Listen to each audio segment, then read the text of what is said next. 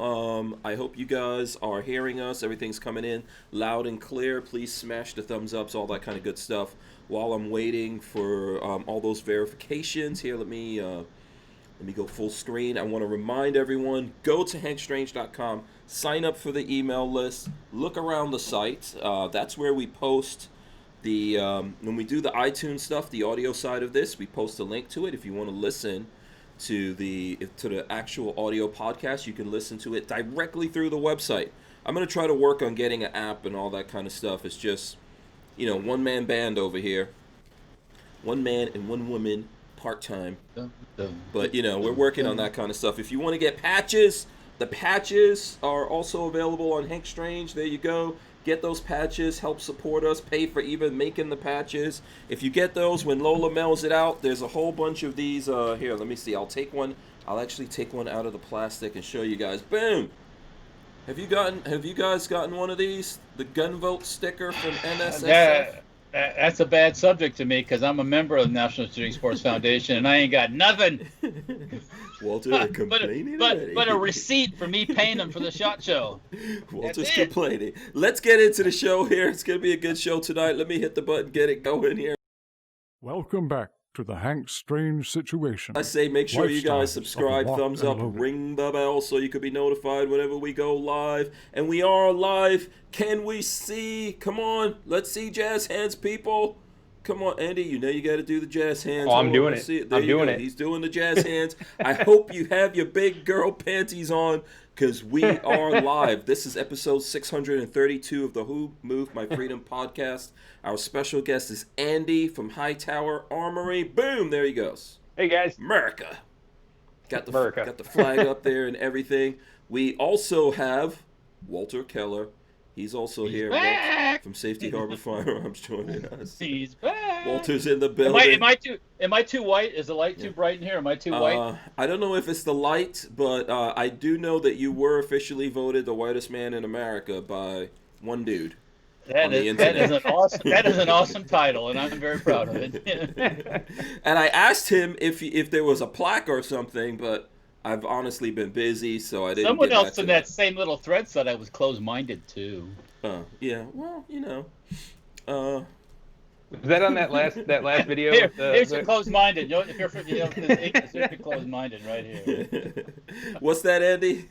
That was on that last video about the Kyle incident in Kenosha. Yes. Because I put up a snippet. I ended up watching that one of you guys. Yeah. Oh. Some people didn't like what we have to say. Poor protester. Oh, yeah. I'm guessing those were some Antifa people. I'm guessing, those were some soy boys that are out there. Some simps, I'm not talking about the Simpsons either. So insensitive. So. Yeah. So anyway, listen. That's how the world is, folks. It's insensitive. Yeah, we are insensitive savages. That's right. Yes. So listen, check this. Listen, I got called names too. We don't even have to get into that. It doesn't really faze me. Yeah. Everyone, you know who escaped? Babyface. I don't think Babyface got enough hate. That's my complaint about that. He was eating his Reuben. That was the problem. Everyone was jealous. Wanted that sandwich.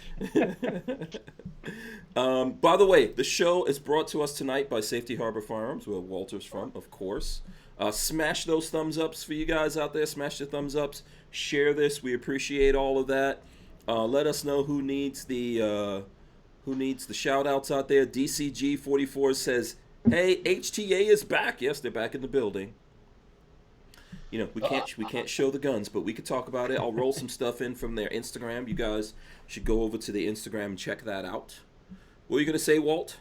No, I'm saying yeah. They're in the house. Yeah. Yeah, absolutely. I would reach around behind me here and grab something. Don't do it. Do it. Don't do it. Don't do it. It's way. Yeah, don't do it. Or I could just reach underneath. Don't do it. Don't do it. Okay. Behave yourself. You are not Carol Baskin. You're not on Dancing with the Stars. So just behave yourself. Okay, I don't think I'm ever going to get on Dancing with the Stars. It might happen. If Carol Baskin can get on there, come on. I'm not throwing anybody out of an airplane over the Gulf of Mexico. So, yeah, Well, I was gonna say if Walter's on there while Carol Baskin is on, he's gonna disappear in about 5 days. That's interesting. By the next show, he's gone without a trace. Either that or her current husband will disappear, you know. And, Tiger bait. Next thing you know, Walter somehow, you know, got spirited away to the old Baskin Ranch or something like that. Moving in on that action, that rich old lady action, you know what I'm saying? Yeah. And then I know who's gonna definitely kill you. Oh yeah. There'd be a shootout at the Baskin Corral. So yeah. So yeah, let's see. Where should we even start here? Where should we start tonight? Let's talk about our guest. Yeah, let's talk. Yeah, let's see what's going on with Hightower Armory. If you guys haven't heard of Hightower Armory, how would we describe Hightower Armory to the folks out there? And unless you have one of the kits just out of the thing, we can't actually show it, Andy. But how would you describe it? I'll go to your Instagram and run some stuff in. Yeah, yep. I do have one of the kits here that we'll put it this way. You wouldn't be able to tell that it wasn't just the kit, but I don't want to risk it for you. Yeah, I mean, I think if we could show and prove that it's not the kit, maybe it would be fine. I don't know. But we can wait on that. We'll let the people. Yeah, I don't want to get you in trouble. I don't want to get anyone in trouble here. So basically, what we specialize in is injection molded, particularly accessories for various firearms. But probably our best known products are our Bullpup conversions. We have them for both the Ruger 1022 and the High Point Carbine series of rifles, and that includes all 5 of the calibers that they currently offer: 10 millimeter, 45. 40, 9mm, and 380. So, and then of course the Ruger 1022, pretty classic, pretty quintessential. And so we've been doing bullpup kits for them for the last almost 10 years now. And then we have some other accessories and things like that as well. But those are probably our best known products. Would be those two. So. Yeah, the PS90 or P90 style 1022 clone I think is cool, but the latest one that you did for the High Point Carbine, that's a really good looking. I mean, yeah, because I love High Point, but the High Point is ugly. Let's be honest. I like those guys. This is an empty stock. Walter's showing a stock. There's nothing in here for you YouTube folks. Yes. That don't know anything about guns. There's nothing in there. Yeah. That's not a barrel. Slow down, Walter. You got to show that thing's not a barrel. That's not a barrel. That's just a piece of plastic. See, I can bend it. Okay. See, unlike you, Andy, Walter doesn't care if we get kicked off. He doesn't care. But that's good. This is the definition of fugly. Yeah, this is the original High Point. Nobody can tell me this is. No. It's fugly. I mean, it's got the face ripping off plastic right here. It takes your skin off. You don't have to say it, Andy, but it's fugly. Yeah. We recognize, Andy, that you do. You work with the High Point guys, right? Or you know those guys? Yep. Yeah. Oh yeah. In fact, I've been talking a little bit more frequently now with the new owners over there. The gentleman who owned it, it sounds like he's retired from what I understand, and so we've actually been sending some sample products for them to test, and so they're doing some evaluations on them. Is that news? When did that happen? Yeah, that's fairly new actually. So early on, High Point was fairly, we'll say, defensive about any new stuff coming out. I think they were, I don't know if it was a liability thing or if they were worried about, just diluting the brand, or it could be for a number of different reasons. And so when we first came out, it didn't seem like they were terribly excited about it. Now they've certainly warmed up to it, and we're really excited about that. The gentleman I've worked over there, his name's Andy, which is nice for me, easy to remember, but Andy Strassel is one of the new owners. He's the son of the former owner, and so it's been really good. We've had some productive conversations, and they've been taking a look at our stuff, and so we're really hoping that we can get everything with their they have like a lifetime warranty and everything, and we'd love to get everything on the same page with them so that they can go, yep, this is approved by us, and this is totally fine to use and everything. And so that's really what this whole process is about. And then also too, for going forward, if we come up with other ideas and other concepts, then that's going to give us kind of a channel, an avenue to work in with them to see if there's maybe some product that they'd like to see that we could fill a niche role for. So no, we're really excited about that. And in fact, I know Andy over there at High Point just posted some pictures. They just built a new indoor shooting range, and it's gorgeous. It's cool. super cool. Let me go over to their thing. We deal with Dave. Dave is still there, right? Yeah. So well, Dave works at MKS. So that's the distributor for High Point. So I believe it was Tom D back in the early 90s. He came up with the idea for the High Point series of pistols and carbines, along with I believe it was Mike Strassel, who was the owner of Strassel Machine, who did various die-cast operations and stuff. And so his expertise got used to help start High Point. And I think he maybe was a part owner at the time. I can't remember the whole story there, so don't quote me on any of that. But long story short, then Strassel Machine ended up buying High Point out. And I think if you look on any of the High Points that have come out more recently, they say right on them, they have like the SM stamp on them on the side of their team, which is Strassel Machine. Oh, let me take a look. Oh, no. Sorry. Yeah. Don't. So that's what's going to be on the Yeet Cannon, I guess, when the Yeet Cannon comes out. That's all under the new management, right? Exactly. Yep. So that's going to be coming out. And then Dave Kawaka over at MKS, they do the distributorship for High Point. So High Point makes the products, MKS then distributes them to the various dealers. And so it's kind of a symbiotic relationship that way for them, where they work together to distribute High Point. But yeah, Dave's a great guy. I've worked with him for quite a while. We're also working with Longshot Manufacturing. If you've heard of them, they do various rails for different firearms. So one of them that they're doing now, or it's not a rail, excuse me, but they're doing some muzzle brakes, suppressor, or faux suppressors, I should say, barrel shrouds. They're doing a few other things specifically for our kits, because people have been asking for accessories that work, with our kit directly, so that everything, mates up nice and kind of gives it one continuous look. And so that's what Longshot's working on. So we've got a couple different smaller things going on right now. There's no major products that we're ready to reveal, but there are different things that we're always working on, and we're always open to new ideas. So if there's something that people want to see, send us emails, shoot us a message. We would love to see what you guys would like. Yeah, Walter's whispering something. What's your thing, Walt? A real high-capacity magazine for the High Point. That's not two of them stuck together. And that's been like far and away our biggest request, and it's something that we definitely are working on. Yep, yeah. Drum mag. Walter wants. Is that a 9 or is that the? This is a 45. One of the Korean. 45. Okay. Yep. Yeah, I was gonna say because I've got the new the 45. New neck and it worked. Yeah. Is that like a 1911? Yeah, it's a 1911. Yeah. Yeah, because you can actually modify, and I think there are like Pro Mag was doing a 45 round drum or 45 caliber drum in I think it's 40 rounds, and so we've done some testing with that, and they seem to work well. You guys need to make one that works.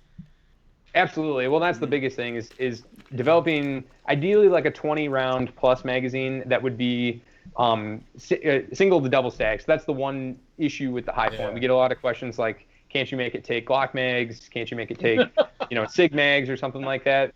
And the problem is that the receiver on the High Point is designed in such a way that it would only allow for a single stack magazine. Yeah. Now, what we did do on our High Point carbine stock, if any of you have it, you already know this, but the magazine well on our stocks are interchangeable. So it does a couple of things. It allows us to use the same stock body for different calibers, where we can swap out the inserts to allow it to work with different, between 9 and 40, for instance. The other thing that it does is that down the road, if we do come out with a double stack magazine, what it's going to allow us to do then would be to you'd be able to remove that magazine well insert and then put the new double stack magazine insert in so that you can essentially hold it. Because right now the problem is if we come out with a double stack magazine that goes, from double to a single, it's not going to fit in anybody's High Point carbine or pistol, because the magwell, it's part of the frame in the case of the pistol, it's part of the stock in the case of the carbine. So there's really not anything we can do to make it retroactively fit. We can only make it retrofit to our product. And so that's been the big thing too, is it's an expensive. Magazines are inherently expensive. We've made magazines, for the 1022. They're not a cheap product to make. They're hard to get exactly right, and the margins on them are not particularly good. So you have to sell a lot of them, and so that's inherently the downfall, the issue with trying to come up with a double stack magazine that's only going to work with your product. And so, we can look at how many of them we have out in the market. We know how many stocks we've sold, and in what caliber. But the problem is we also know, okay, we can make, X number of dollars on a given unit. And in order to recoup our, in many cases, like it could easily be into the hundreds of thousands of dollars to design a mag. You got to sell tens of molding thousands. Price, yeah. For sure, yeah. So it's tough. It's hard. I know there's a lot of people that are eager for us to do it. It's just it's a business issue for us, and we fully accept too that if we come out with it, there's a good chance we sell more stocks, which can also help pay, offset that cost. Yeah. So there is that, but we also don't want to jump into it blind and assume, okay, if we come out with it, we're going to sell 20% more stocks or something. Yeah. We just don't know. Size-wise, you guys are not a big company, right? No, we're fairly small. We're, it's not a big operation by any means. It's mostly me. And you met my brother. He is actually working tonight, but so it's not a huge operation by any means. There's a few other people, but it's a pretty small, your run-of-the-mill small American company basically. Absolutely. And so which is nice. I mean, it allows us to do things a little bit more, quickly than other companies. There's a lot less, overhead to deal with and the red tape to try to get stuff done, projects done. It's really just what we decide to do, we can pursue it, but it also limits, we're smaller budgets and stuff. So although we're a little faster to respond to what the market wants, it also takes more time and effort and money on our parts to actually accomplish that goal. It's not, we don't have millions of dollars sitting around waiting to be invested in something. Right. So that's the risk. But there's always opportunities, and this industry is always innovating. It's really cool to see what people will come out with every year at SHOT Show and other events like that. Lately, it's felt like it's maybe been tougher. We are going to get to a point where there's only so many cool things that we can do before they become prohibitively expensive. But it's such an expanding, amazing industry that there's just so many different things, little niches, and that's why companies like us, that's the spot we thrive in. We're not trying to make an AR stock. We're not trying to do something that everyone's doing. We're trying to survive as a small company in one of these little niche areas, and that seems to do pretty well for us. That's where we really, can thrive. Yeah. Brian Quick says Hank wants an integrally suppressed bullpup that takes Glock mags. We can work on that. Yeah. So, Walter, did you want to ask a question here before I jump in? No, I'm just listening. Okay. My thing. Yeah, I mean, well, one thing I say was, it's sometimes better to make widgets than to make battleships, so to speak. So you can make a lot of different widgets and sell to a lot of different things versus that one thing, and it's like everybody's not, you've probably heard it, about your like high point stock. It costs more than the gun. So, but it turns it into something that you can show people and not being right. I think it's worth it in the case. First of all, we're not talking about a super expensive gun, right? What? No, that's another thing too. So, but yeah, it changes it from being something that's to be something. Oh, that's cool. It kicks it up a notch, man. It takes it into that like real sci-fi realm. Right, man. It makes it way more than a carbine. Obviously, it's a bullpup. What are you looking for? Looks like the XM8 up on my wall there. Yeah, very XM8. Similar to the lines and some of the curvature and stuff. Well, and that's the thing too, is we do get that question a lot. It's like, well, yeah, it costs more than the gun. How do you justify that? And it's kind of like, well, if you look at any higher end AR stock, you're talking, for like the Magpul PRS, you're talking $200-300 somewhere in that window, or the UBR, and they're all kind of in that zone of like around $200. And if you look at them side by side, I guarantee there's more that goes into one of our stocks than a lot of those stocks. And so, but people, there's a weird mental thing that people have where it's like, well, if it costs more than the gun, it's not worth it. And at the end of the day, what it costs us to build something is not contingent on what the rifle that it goes on is. That's purely what our suppliers charge us for things, how much labor goes into it, all that stuff. It's a lot cheaper than trying to build a bullpup around that high point carbine. I can promise you that. Well, yeah, exactly. Yeah. If you want to compare, and that's really a better comparison. That'd be more apples to apples. It's like, all right, if you want to build a bullpup, if you want, or not even build, but let's just say you want to own a bullpup, maybe you're completely never done it. You've seen them at the range, or you've seen them on movies or videos or whatever, and you want to just try it. Our bullpup is going to be your very best option in terms of a cost, benefit type thing. You're talking about something like almost a third of the price of a Tavor, out the door to be done. There's maybe one or two other bullpups that I can think of that are in that 1,000 to 1,500 range, but it's pretty much us in that category for centerfire bullpups. I mean, you're really not going to find too many that are inexpensive to that degree, to around the $500 mark. So that's really what we're going for. Go ahead, Walt. I mean, I make stocks that are 2, 3, depending on what you tail hook or regular stock, and some people say, well, they're kind of expensive. It's like, well, they're not made in China, I can say that. And some of our stuff is kind of unique, and it's go ahead and get the one with the plastic and the Velcro if you want, but to each his own. Everyone has to decide what they're going for, and if the company is smaller, and not getting like better margins like a bigger company would get on stuff, then you're going to have to think about all of that. And if you want an alternatives like that are going to be a little bit more expensive, until the company gets bigger. Maybe one day you guys will be as big as Magpul. Could happen. Probably right after you make the Hank. When you make the Hank, that's when you guys blow up. But I digress. Integrally suppressed 9mm Glock mag taking pistol caliber carbine. I think so. Just not sunglasses and clothing, please. I'll try not to. And hipster wallets and stuff like that. It's like. Yeah, Kathleen. Len Holt says China. Kathleen Music Lover, China. Not made in China. You gotta make sure you get it right, Walt. China. Right. Yeah. So I've dealt with another company. They'll go nameless at this point. But when we make a stock for the Streetbog, SP9A1 and all of them, and when we first talked to them, and we told them how much our stuff was, they kind of went like, I don't think people will spend that much money to get a stock on their gun. And I was thinking to myself, these guys have not been in the gun business, because people easily, if a street ball costs $600, there's people that spend $600 right away buying accessories for it. Yeah. Oh yeah. Yeah. And a B&T, which it's kind of in the category of, you're looking at what, $2,500 just for the gun? Yeah. Right. Yeah. So this is the thing. If you want the alternatives. There's people that buy a street ball. Buy a B&T and go out and buy $1,000 worth of accessories.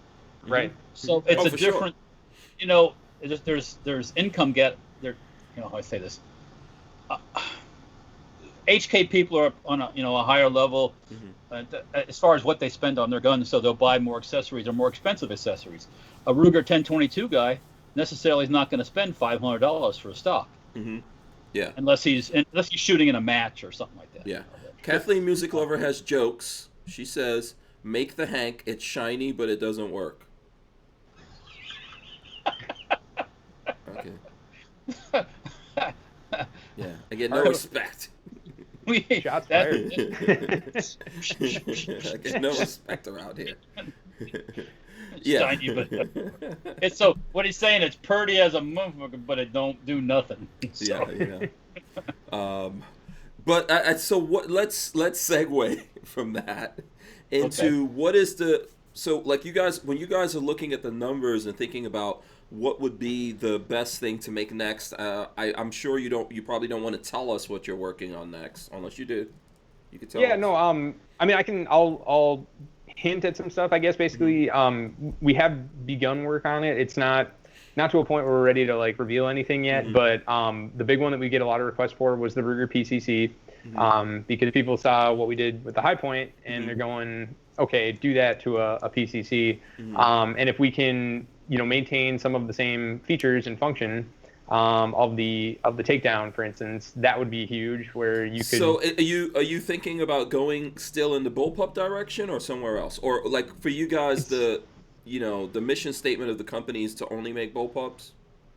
It's not necessarily only bullpups. I feel like that's just it's a niche that we happen to land in with our first product, and it's something that it seems like a growing market for. I think the kind of European style of firearm is there's no lure there, and I think video games are honestly in a weird way. I think that's a big driver of it. A lot of the people who are growing up now and getting in, maybe their first purchase into the gun world. A lot of it's influenced by maybe what they've played with in Call of Duty or some of the other games, and so some of the more, let's say, well-known or most easily recognizable, we'll say, firearms are bullpups, because bullpups, by their nature, by the way they're designed and by the way they have to function, they tend to have a unique look. I mean, that's the thing is it's hard to if you show the average person who plays Call of Duty and AR from one company, say Palmetto State or whatever, and you show them something completely different, like an HK416 or whatever,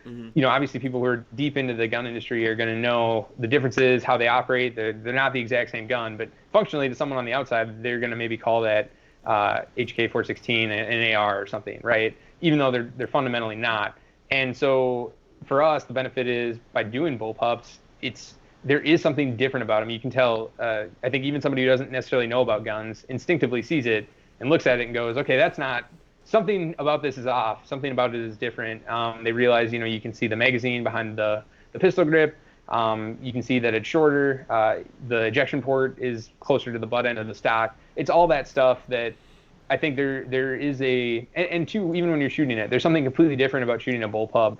And ever since I shot one, I just fell in love with bullpups in general. There's something about feeling it all so close to you, immediately right by your face when you're shooting. And I know that freaks some people out, but there's something really neat about that. And the You're handling talking my language, too. Andy. You're talking my language. Yeah, you Walter, get it. on Yeah, the I mean, other hand, guys, he's too old school. Walter.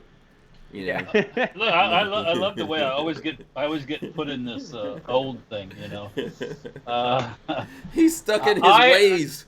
As if I reached around here and just grabbed things that are accessible, I have all vintages and all types. Right. Okay. Sure.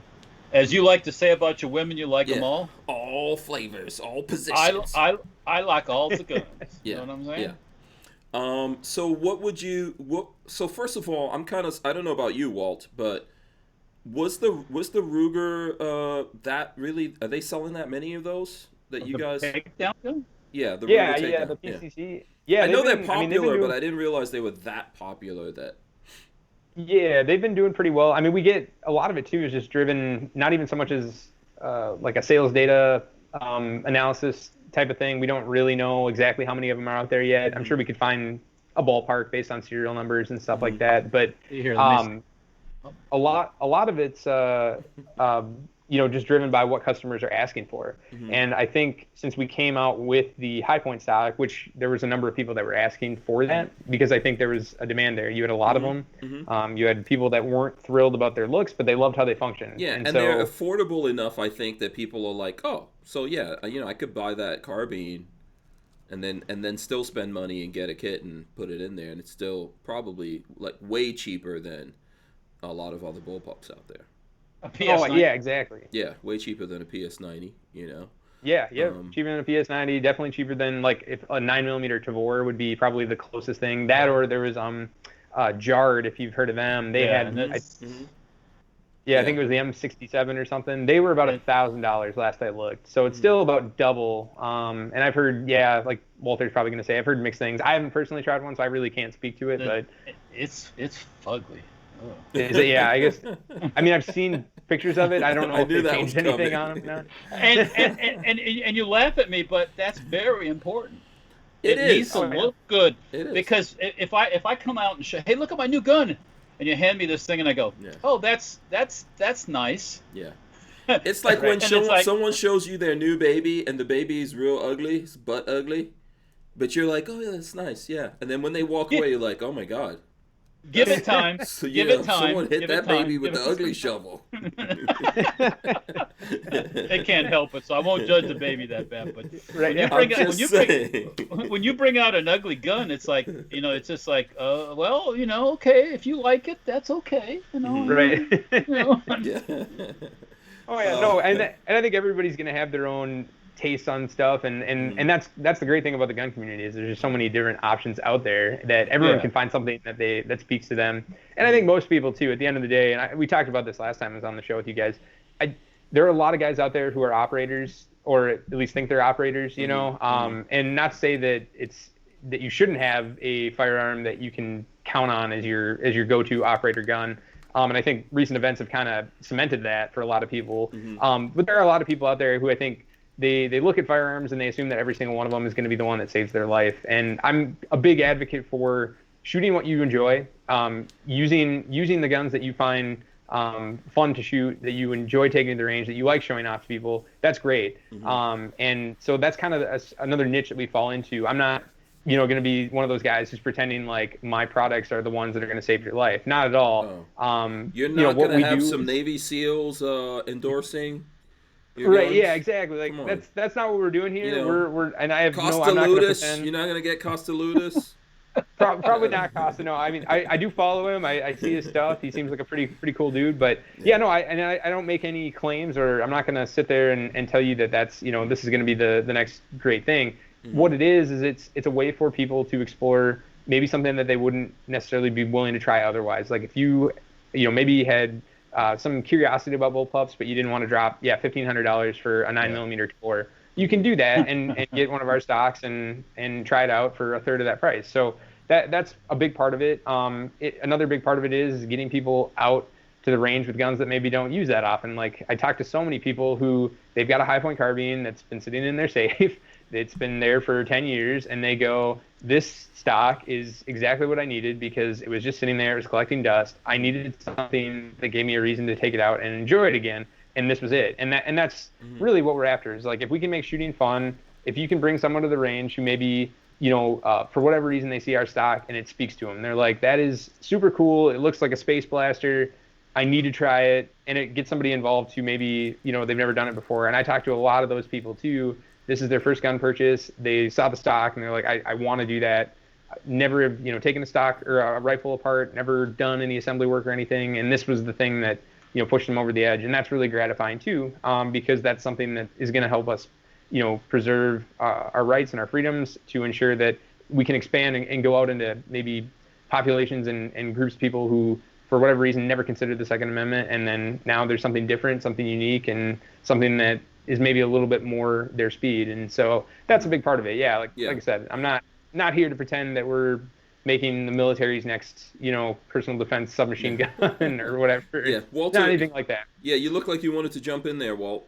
Well, you just said, that the only person going to get that is SIG. That's evidence. Okay. Yeah. Yeah, you were saying. I think Andy was talking about how easy it is. Now you obviously put ours together. Yeah, you want to speak on that? How easy was that? The first one we did was the 1022, and Hank was there when I was doing it, and we were doing it, and we didn't look at the instructions to start with, and we had to go. We had to read the instructions because it's a little more than. But on the high point, I did the high point by myself, and I was like, thinking the same thing again. Oh God, this is going to be interesting, and I was like, it was like, boom, boom, boom, and it was together, and I'm like, wow, that was easy. It was really simple. I mean, it wasn't like you had to do a lot of.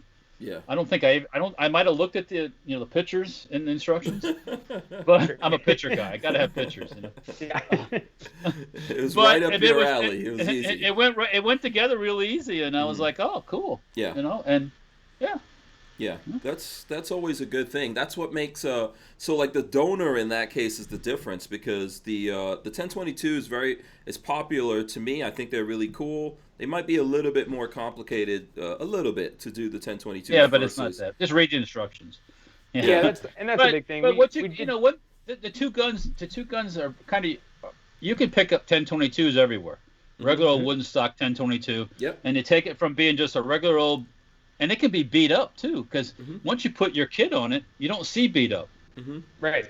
Yep. It's all inside, so you don't see the receiver that's been drug around the truck. Yeah, you can get an old 1022. If you get one from like a pawn shop, that's less than $100. Boom. Yeah. And then the High Point's another one too. You pick up a High Point used for who knows. Some people you get it for less than $100 from some people. Maybe not right now if you wait a little bit. Yeah. Okay. Brian Quick has a really crazy comment, so I'm gonna read it. He says, "I want a kit that takes a bullpup and unfucks it into a normal rifle." Well. And Brian Quick was never heard again.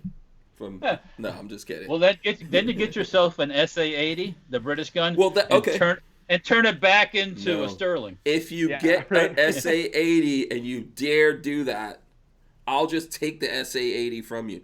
But I was gonna segue into that question for Andy.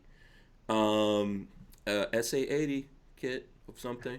Come on. Like a replica or Well, what are you gonna put inside of it? I don't know. I don't know. What do you think? I mean, from the ground up, you could almost try to do like a whole replica, like a part for part. Oh, just like remake. So you don't even have to get a gun. You just get parts. It would be a bullpup, basically. Yeah. If you just, if somebody wanted to make it, and it's something that we could do, and obviously try to make it not what it was. Yeah. Do it the right way. I think we're forming the Hank here. I think we're workshopping the Hank right now. You think an SA-80? Yeah, I think SA-80. I kind of like the old nostalgic look. Walt, you don't agree? If we did it, if we put some wood on it, if it was metal and wood, Walt will be in. I promise you. Oh, well, now you're talking about the EA or the E whatever it is, 80. I mean the early British bullpups. From the 50s, late 40s, early 50s. Yeah. What was that called? Oh God. Let me see. I'm gonna Google first bullpup. Google it up. Yeah, the gun that they developed, and it worked well when they finally got done with it, and then they went to the dark side. They totally went. It wasn't the Facun Monnier. No, that's way too old. That's That's the first bullpup, but that's not it. It's a E something. Hold on, let's see here. But yeah, if anyone knows it, tell us, and we'll get it out here. Oh, the EM2. EM2. Correct. Okay, hold on. Let's see if we can show the people. That would be so beautiful, by the way. And from the chat, everybody says that ugly guns need love too. Look at that. EM22 like this that I'm putting up here right now. That would be beautiful. Well, just think about that for a second. I'm going to let it linger for a couple more seconds so you guys can see the awesomeness. That would be great. I don't know, Andy, if you saw it when Kel-Tec had their 223 bullpup made out of sheet metal and wood. Yeah, the M43 RDB. I guess that's what it was. Yeah. And I was like, make it. I want one. Mm-hmm. And of course, wood and sheet metal's not Kel-Tec's thing. Mm-hmm. Plastic is Kel-Tec's thing. Right. So that's going. They're going to the dark side. Kind of the wrong direction. They did bring in they brought in someone to get that one done. I think they made a couple of those, but I think it was so expensive because of whoever they brought in. I don't know if they ever really wanted to get into the business of doing that. I think they would have done great. I think someone would have done good by just making a kit.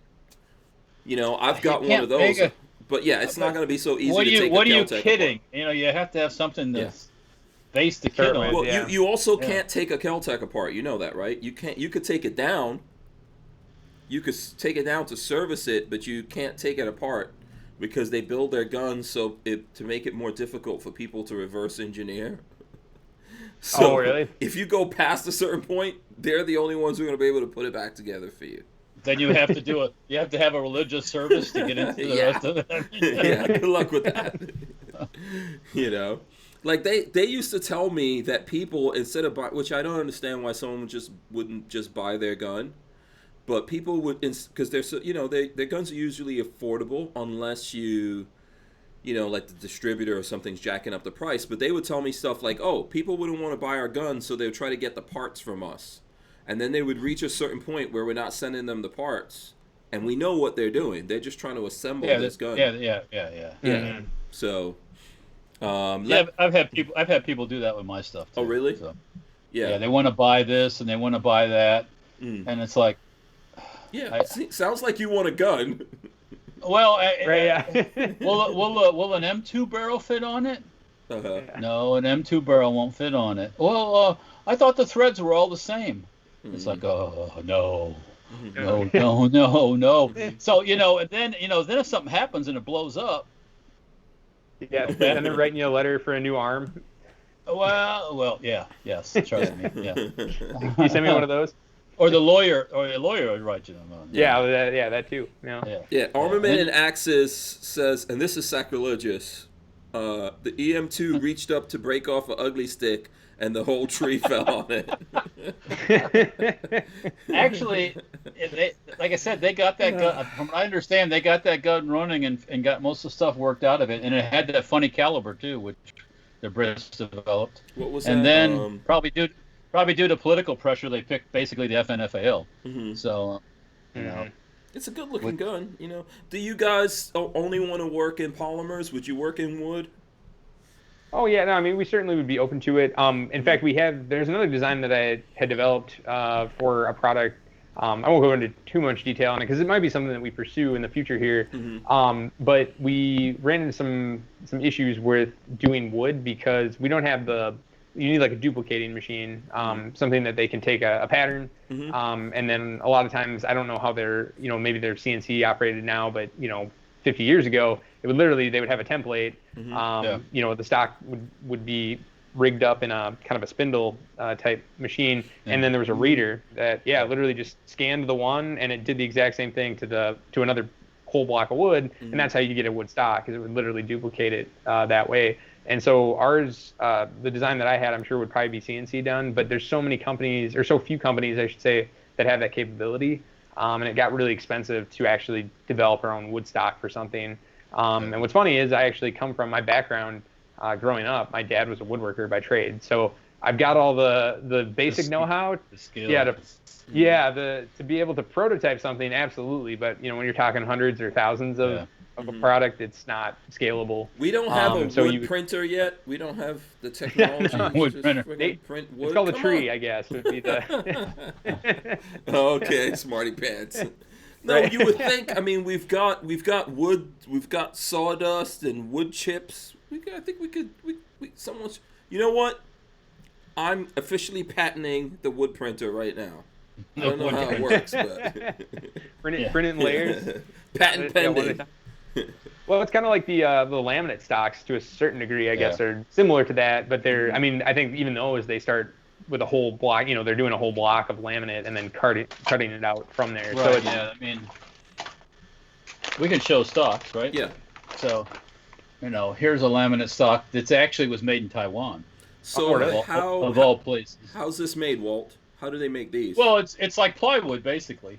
It's layered, and like Andy was saying, then you're going to get a chunk of layered wood and put it in the machine and just go at it, and I don't know if they spin them anymore or I don't know how they make something like this, but it could be CNC for the whole thing is my guess. This particular stock set, when I bought it, I think I paid $40 for the whole stock, which is a grip, the forearm, and this, and that's what I have on my that's what I'm using right now on my AKV, Palmetto State AKV.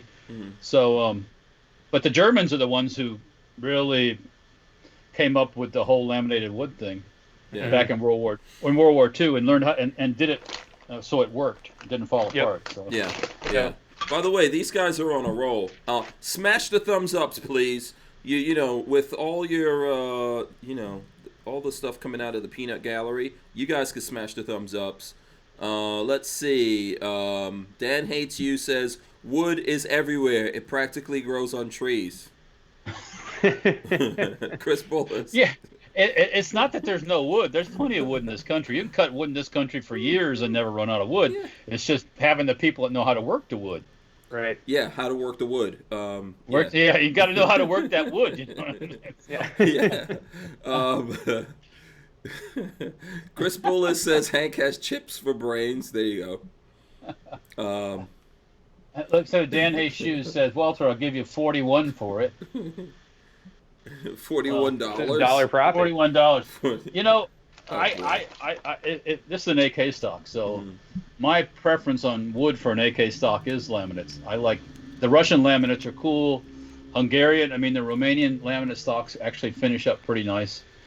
But why do you like the laminates more? Are they more durable? Or? Well, actually, laminate stock is, if it's properly done, is tougher than the regular wood. Yeah. I like the look of the grain.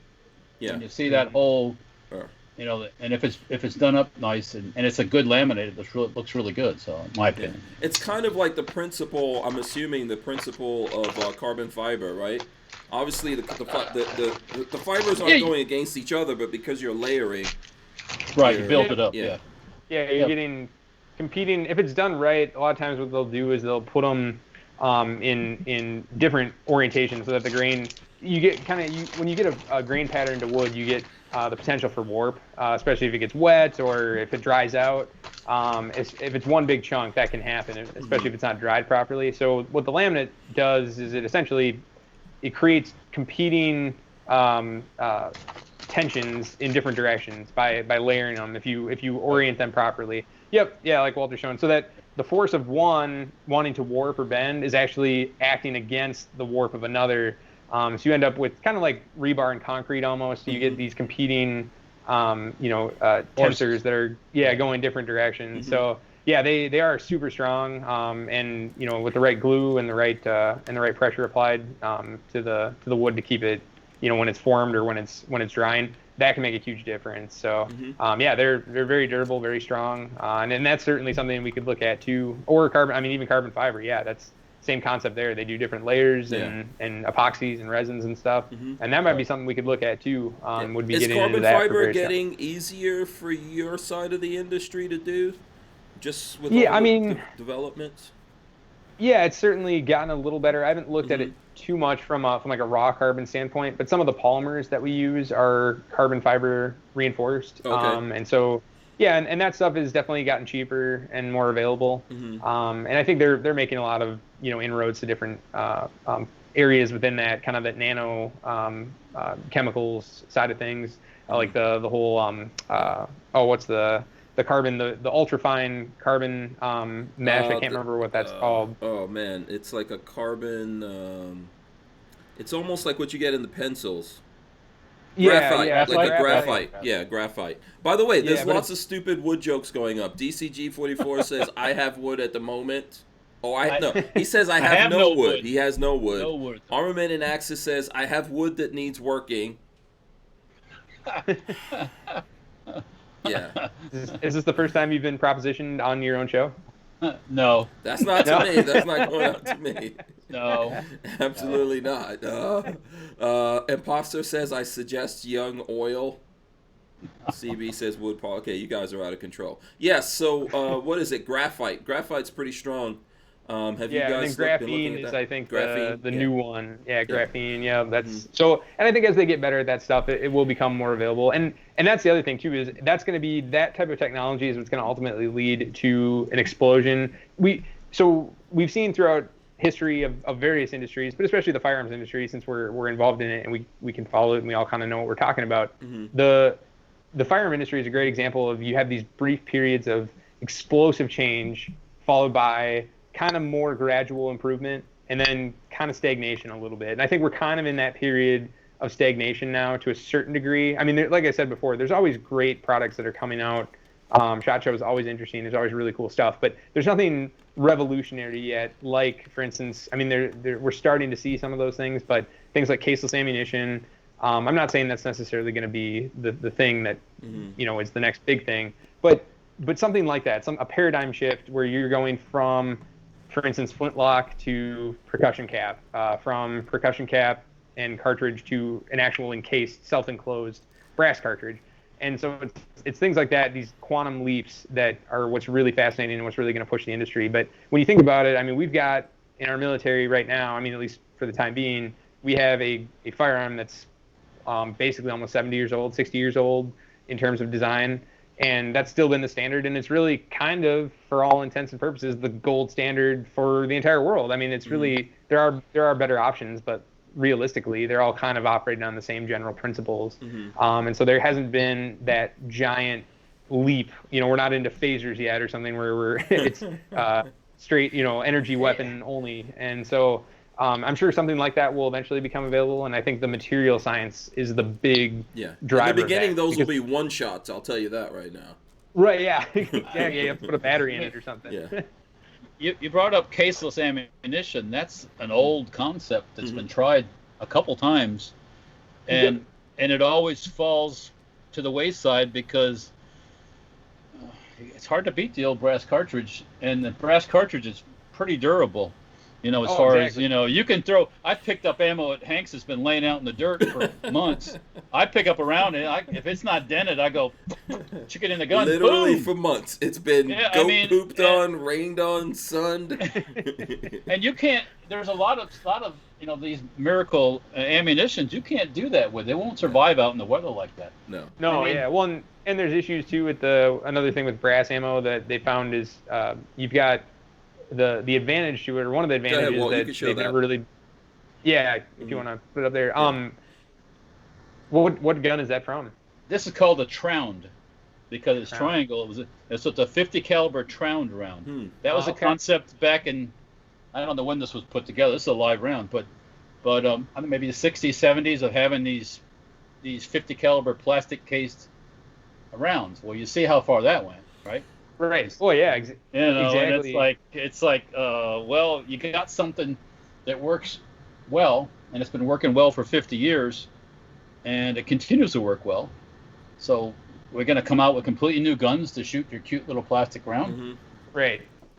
Yeah, and it would have to be something that would be, again, I'm not saying that caseless ammo is necessarily going to be the next great leap, but something along those lines where we jump from something that has been the standard for 100 years to something that is radically different, like what we've seen in the past. I don't know when that's going to happen. I don't know if it's going to happen, but I think material science is really going to be, that's going to be the driver. Cost is the thing, right? I mean, if you look at carbon fiber, so if we just go back, so when it comes to cars, obviously everyone's buying cars out there, so the technology is moving a little differently. But if you go back 20 years and you say that, there's going to be a lot of cars with carbon fiber, people are like, I don't know. It was expensive going back 20 years ago to do it. Right now, it's really cheap, and I'm even seeing carbon fiber rims out there, which are very expensive.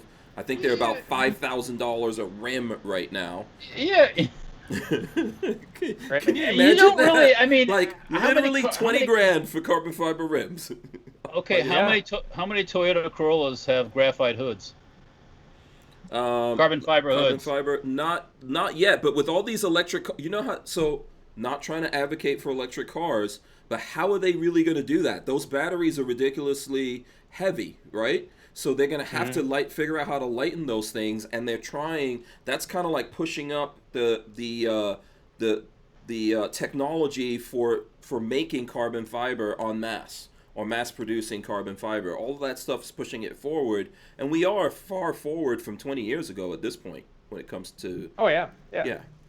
The basic chassis drivetrain of, say, a Toyota Corolla is the same basic that it was 50 years ago. The only thing that's changed is the electronics. Yeah, for the most part, in plastics and electronics. Right, but they're trying to go lighter now, because even if let's take away electric cars from it, even with combustion engines, they're trying to go smaller and lighter with those engines. So it's not even what is it? Ford's going away from V8s. They don't even want to do V8s. But the basic concept has changed. Like you're saying with rifles, there's no need to come out with the atomic powered rifle that you have to have a trailer behind you with, when you can still have that old beat up steel case thing and with that some guy can hammer together in a. It's just too simple workshop. And too easy. Right. It works too well. Simple and too easy. Yeah. Firearms. Dude, we still have swords, Walt. We still have swords, and we still have knives. Yeah, and Geisley is still putting what you call it on bayonets. Oh, bayonet. Geisley's still putting bayonets. I saw that whole thing. You know what? When you become a Gurkha in the British Army, this is their, they have the kukri, right? Let me show everyone. This is from Geisley, by the way. I saw that you sent me. This is from Geisley, showing how awesome their new bayonet is. Yeah. Well, that's a handguard that accepts the bayonet, correct? Well, this is a. That's what I. Yeah, but I think they're developing. They have a bayonet or something that's coming out. So that's what's going on there. I saw they were getting some hate for that on Instagram, and probably other social medias today. The bayonet. From what I thought, you listen to certain people, everybody says the bayonet is dead. Mm-hmm. Well, I tell you what, I'll still like to have one if I need one. Yeah, it's always better to have one. I'm not going to put it on a submachine gun because it's impractical. But when you have a long rifle, there's times when you might need to. Well, and to have, if you're going to be carrying a combat knife anyway, it makes total sense to have it be mountable to another weapon. If you're carrying it, you might as well have that capability. Yeah. It doesn't hurt anything to really have that as an option. Well, the equation is what kind of fighting are you going to be doing, right? So if you're worried that eventually you're going to run out of ammo and then you might have to go hand to hand, well, hand to bayonet is always going to work out better for whoever has the bayonet. Right, for sure. Right? So that's the thing. So up till World War II, which was, 70 years ago or whatever, dudes were still going into battle with swords. I don't know if does anyone do that now? Chinese officers still have swords. They still have swords, so there you go. But that's also kind of an officer thing too. Yeah, Yeah. There are countries that do that. Don't doesn't one of those Indian forces still have the kukris? That's the guys from Nepal. Oh, okay. They're the Gurkhas. Yeah. By the way, Military Arms Channel's here. He says next Geisley will make a Roman pilum. Hold on a sec. Hold on. Also, DCG44S was talking about the Hightower stocks, asking about any chance of stealth gray or sniper gray version. Mm-hmm. Yeah, that's something we do get requests for that. It definitely could be something that we launch. That's an easy enough thing for us to do, more or less. We're buying colorant. When we mold it, we just throw some of that in. So, if there's other colors you guys want to see, let us know. A lot of it we just base on what people ask for. So if there's people that are asking for stealth gray, we can absolutely make that a thing if there's enough demand for it. By the way, I want to show you guys the Roman pilum here. Let's see. Let me see. I'm trying to get. Here we go. I'm trying to get some footage to show you. So that's like the spare, right? The Roman pilum. Oh, that's pretty. That's okay. And also the Gurkhas. That's a weird kind of spear. Yeah, and then Mac is saying that the Gurkhas do still use the kukri. Yeah. By the way, shout out to Mac. We need to get Mac on the show. We need to get him back here on the show one of these days. Here. You don't want to go up against a group of Gurkhas that are motivated with the kukris. Because they have a history. Not without a machine gun. Well, yeah, you don't want to take them on. Yeah, but that Roman pilum thing. Oh my God, that looks like it could take out multiple people at the same time. Well, that was made for poking through the armor at the time, and the chainmail and all that kind of. But in that video that guy was. So I've seen that before. I didn't know that's what the name of it was. That's why I looked it up. Yeah, that guy was throwing it. If you throw that the pointy edge of that thing is really long, man. That could go through like two dudes at the same time. Oh yeah, for sure. And I think I know they.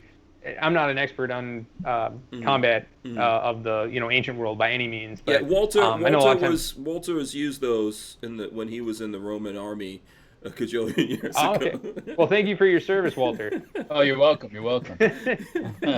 All those blue-eyed babies all over Europe. That's, with big heads, with big craniums.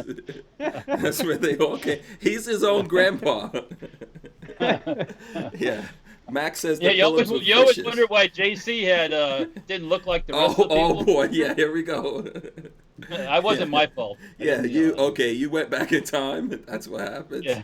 Yeah. No, those things. But you know what? It happens, right? I think it still happens that.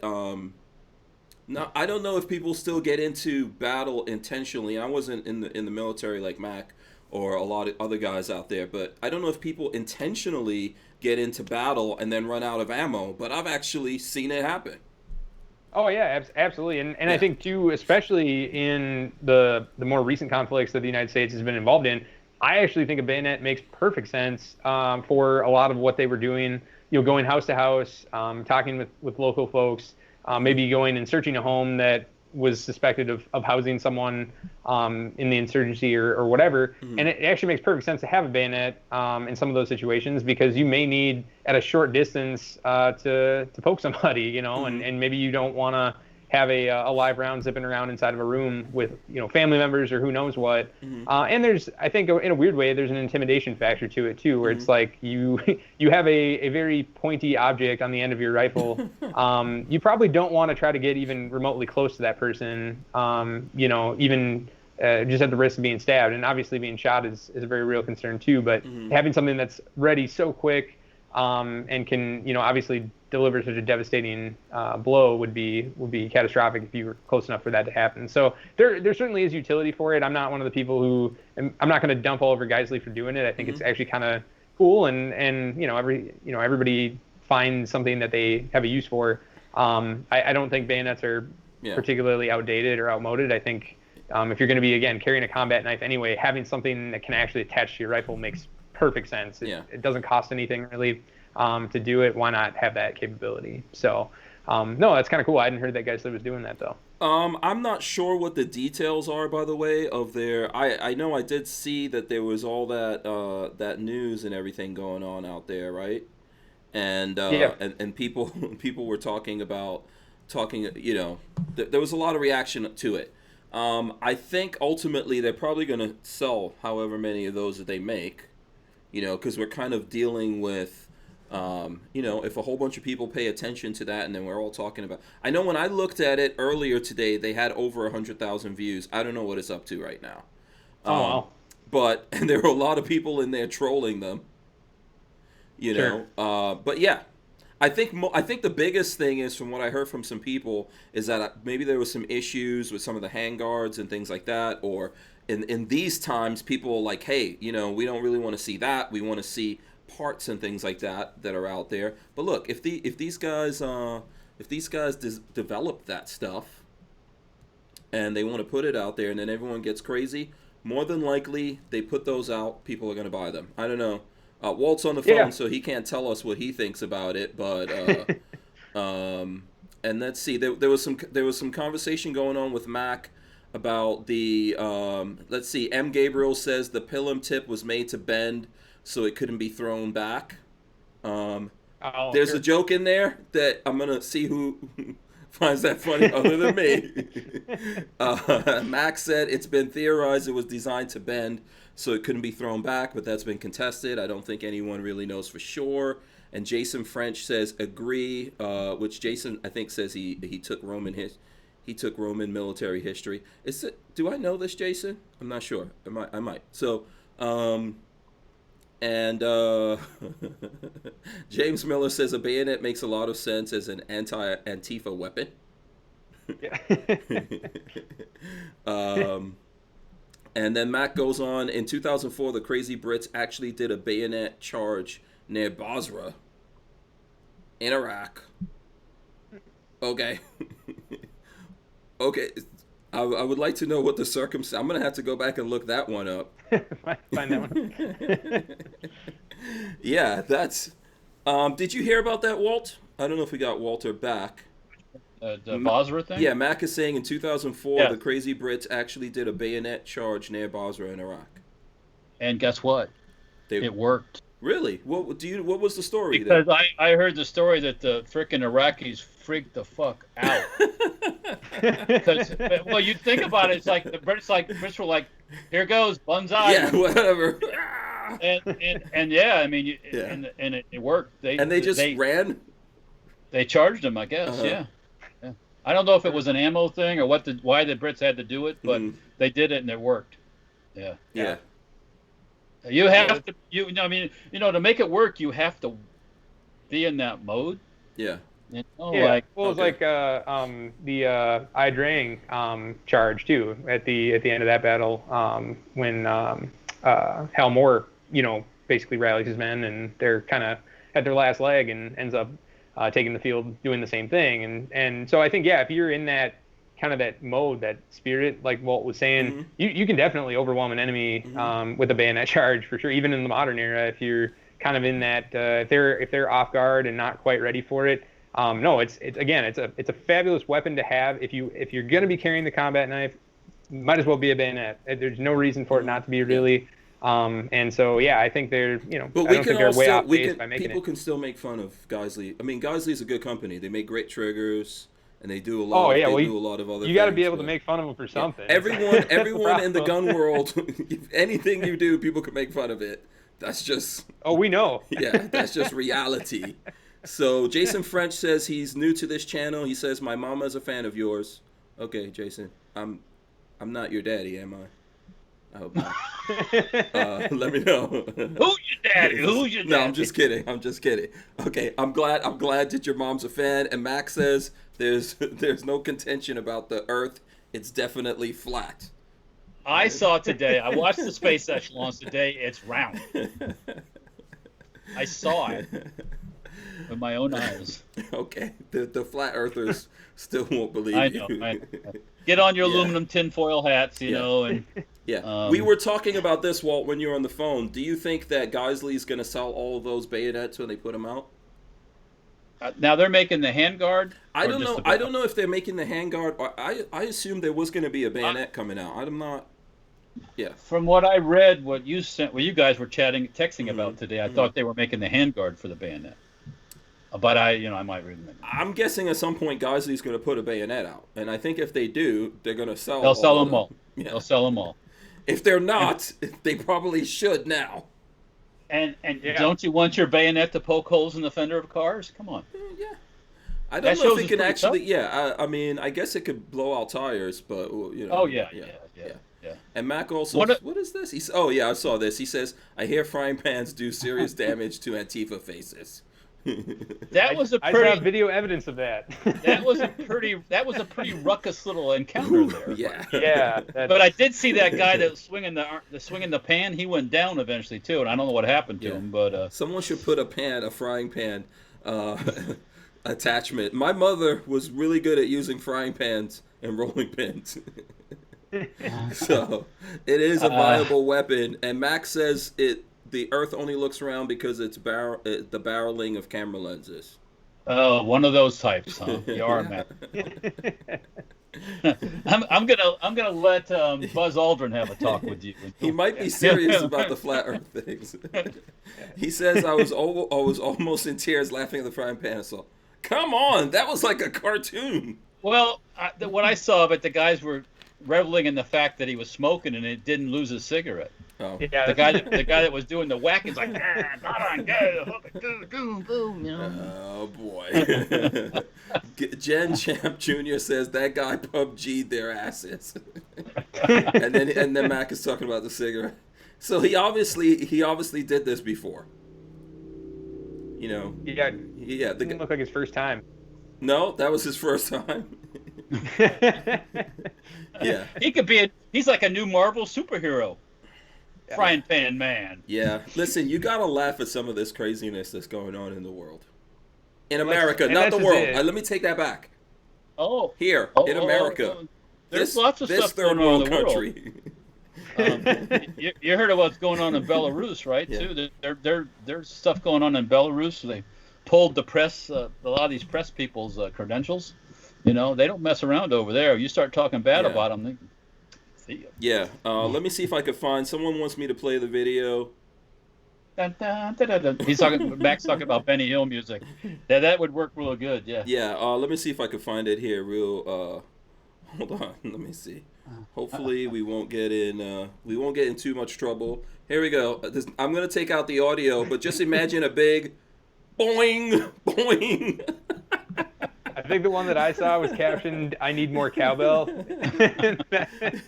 It's just something. You have to imagine just the cartoon. Boing. Yeah, that was. All right. Well, I'm just imagining this guy. Is he like walking down the street with a frying pan? What's the? I don't know. Well, I mean, maybe they. It's not like. Is it?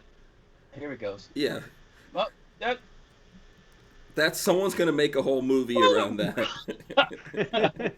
Someone's gonna make a whole movie around that thing. Like that fat bitch. Holy cow! You see that big woman there?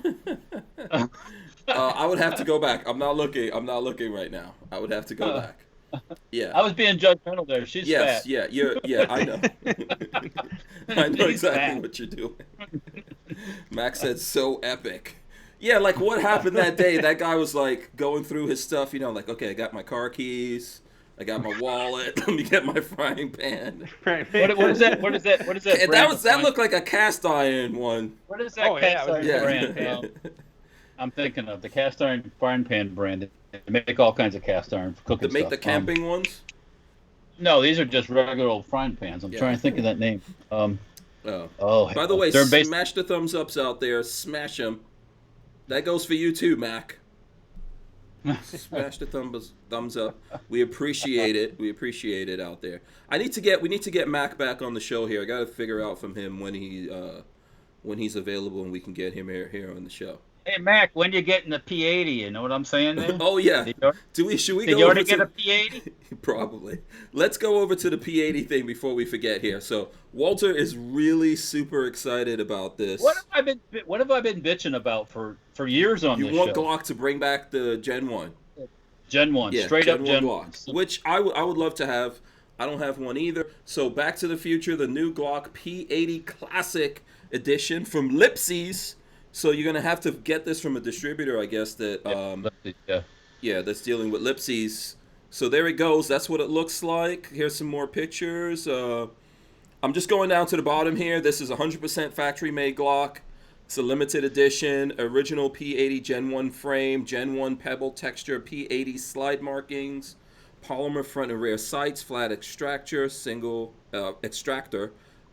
pin frame, smooth trigger, no front serrations, no accessory rail, includes 2 magazines, Tupperware style peel top box, collectible packaging over box, certificate of authenticity, and $669. So 9mm Pistol 80. Oh, this is so. Oh man, these So are they? Did these hit the streets already? Did anyone make a video on this yet? I don't know. I didn't call Lipsy's because I know it's not a good time to buy anything right now. So you should have tried to call him. I wonder what Mac thinks. So he says externally it looks perfect. I suspect it has modern guts, Mac says. I was reading about it a little bit. I think they were talking about 2-pin, single pin. I guess the early guns had a single pin. I don't know what that all is. I'm not. Yeah, in the pictures here, they do have a look inside of it. I mean, I'm not that good of a Glock armor. It looks like a regular Glock inside. I don't know what's changed over the years. I mean, it doesn't really matter too much, really. Mm-hmm. It just has that look, you know. And they're going on Gunbroker for $1,500. Max says. Oh man! So I got news for you now. Anything that goes bang is fucking going for a lot of money. So more than normal. Yeah, but these are cool. This is cool. Yeah. I hope they, it's not just like a limited number, like they only made 1,000 or something like that. That at some point people will actually be able to get their hands. Don't overpay for this stuff if you're. I'm not buying anything right now. So yeah, you're not buying anything. Well, I mean, not anything that's jacked. The price is jacked up because of the pandemic, or the riots or whatever, So okay. So I took some stuff to the auction the other day. So wait, guns? Yeah. You took guns? I took 20-something guns to the auction yesterday. Yeah. Max says the buy now on them is not that. Lots of open auctions. Okay. So yeah, if you know, if you're trying to get one out there, man, I Yeah, gotta figure out. I gotta see if I know someone at Glock. If I can you're get one. gonna Well, you can't, typically or with you probably can't get these from Glock, right? You got to get them from no, Lipsies. you got ellipses, yeah. But Yeah, I don't know typically anyone the at new Lipsies. stuff is all allocated, as they call it. Mm-hmm. So unless you're a buyer, a regular buyer, if you call up and say I want one, they're gonna go, oh, yeah, okay, you're all right. They're allocated. So the guys that spend a lot of money or have open orders get first dibs on all that stuff. Yeah. So Jay Loafers is saying it's almost entirely Gen 1. The first run is 10,000 units. yeah, I'll get one eventually. I'm just not gonna pay. If I go into a store and they have it there and it's one of those cool stores that doesn't jack up the price of everything, yeah, I would probably get one too. It's really cool. I mean, the only thing cooler would be getting an actual, First gen. yeah, first gen. I wonder if Mac has a first gen Glock. Well, and yeah, Mac, if you have a first gen Glock, you're not into Glocks anymore, so you can just package that up and send it over. I have a Gen 2. I don't have a You Gen have a 1. Gen 2? Oh, okay, yeah. Yeah. No, that's cool. That's cool. It's I guess they listen to you, as you said. Well, Walter. And I lots of guarantee I people. was. Yeah. Retro is in. Retro's in. Look at the AR thing. Mm-hmm. Mm-hmm. People Yeah. buying all these retro parts and paying big dollars for a lot of it. Mm-hmm. Mm-hmm. I even took some AR stuff to the auction. Okay. What is this auction business you're talking about? It's a local company that does online auctions. Okay. And you took some So- guns up there. Yeah, stuff I wasn't Okay. using, stuff Okay. I had doubles of. Okay. Um, Okay. plus, I had some other stuff I needed to just Mm-hmm. liquidate. So Yeah. it's He not a says- money he says thing or he anything doesn't, like He that. doesn't have one, by the way. They're rare. And he says he saw one go at an auction for $6K.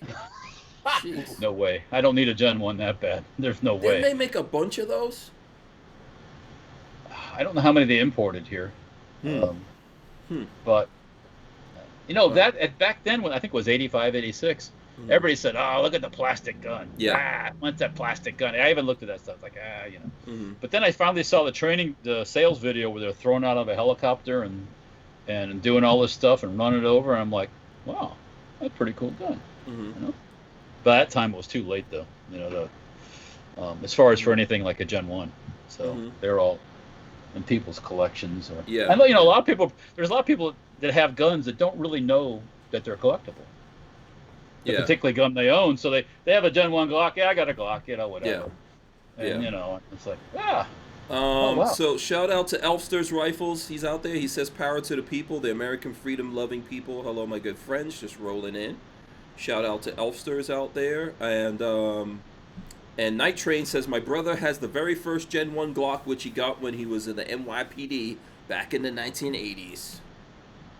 And Jason French wants to know the name of your auction house, so he can get your guns that you don't want. I don't remember the name of that place. I'll have to look it up. Mhm. It's locally here. It's right in. Did they put on Largo. there, "These belong to Walter Keller"? No, unfortunately, no. You get 5 times what they're worth. Yeah. Yeah. They'll have to pay the people to get them. But yeah, I mean, they tell me people are paying. I mean, I've seen some results from their auction that people paying. Mm-hmm. paying pretty And good KY Guns and Radio says Gen 1s were never imported to the U.S. Okay. I don't know whether or not that's Read the article about the P80 or do some more about the P80, and they go into the Gen 1s and when Glock started importing. Yeah. Appalachian Gunrunner says Gen 1 was short-lived, like a year or two, and then they transitioned. So Yeah. I think it's, I mean, Glocks, I can remember Glocks, like, at least, mid-80s? It was 85, 86. Yeah. Yeah. The remember that. P80 that Glock came out with, trying to get into the Austrian military, it's called the P80 because it was 1980. Yeah. Right. Yeah. But I think when it came here, because I always remember that because it's around the same time as Hyundai. Remember that? Hyundai? The Who Hyundai remembers XL. the 80s? Yeah. Hyundai My father had a Hyundai XL. $2,400 or something like that. Yeah, or $2,500. It was his first. I don't think it was his first brand new, because when we lived in Nigeria, he had a Volkswagen Beetle that was built, I don't know, somewhere over in Africa. But And that was, I guess, that was brand new. But here in America, yeah, he bought that car brand new, $2,500, and stick shift. Yeah. And it had an aluminum engine, so my dad didn't think you had to change the oil at all. Being an engineer. Yeah. They got a. And it lasted a long time, but then eventually, Really? yeah, that engine seized up, like, I don't know, 10 years later. And I was like, what happened, Dad? He's like, oh, they told me I didn't change the oil. Oh, God. I was like, what? He just believe, like, he's an engineer. One of those, he has like metallurgical, a master's degree in metallurgical engineering. So aluminum, in his mind, you don't ever have to change that thing. Okay. So. Alrighty then. Yeah, New York City, I would have been changing that thing often, like a cab driver. But okay, and it probably would still be around. But that was a cheap car. So There's none of those cars around. They were. I call that a disposable car. There's cars that are made, they're disposable, and you run them, and then. Yeah, I have to believe that someone changed that oil at least once in there, or twice, or added some oil, added a little. Yeah, bit or of did something. But knowing my dad, I believe he did. He seriously believed that. Oh yeah, we don't have to ever change. It's like, so nowadays, you really don't have to change your oil. Like, depending on the car, it's about like 8,000 to 10,000 miles. I don't know what you guys do. You can tell us what you do, Andy. Well, how often do you change your oil? I got a Chevy Silverado, and that thing, I think it's recommended 7,000 miles, I believe, is what the manual, and there's even like a little thing in the on the dashboard that tells you can watch it count down, tell your next oil change. And I think it is 7,000, but I usually do mine around 5, just Okay. It don't hurt to why change not? it. Yeah. Well, so nowadays the sensors in cars are very sensitive, and a lot of companies will tell you, do not change it until you see that light come on. So for example, the Ram, that's what they tell me. Now the dealership, every single time I go to the dealership, they change the oil. They put, change this 3,000 miles from now. Yeah. That's nonsense.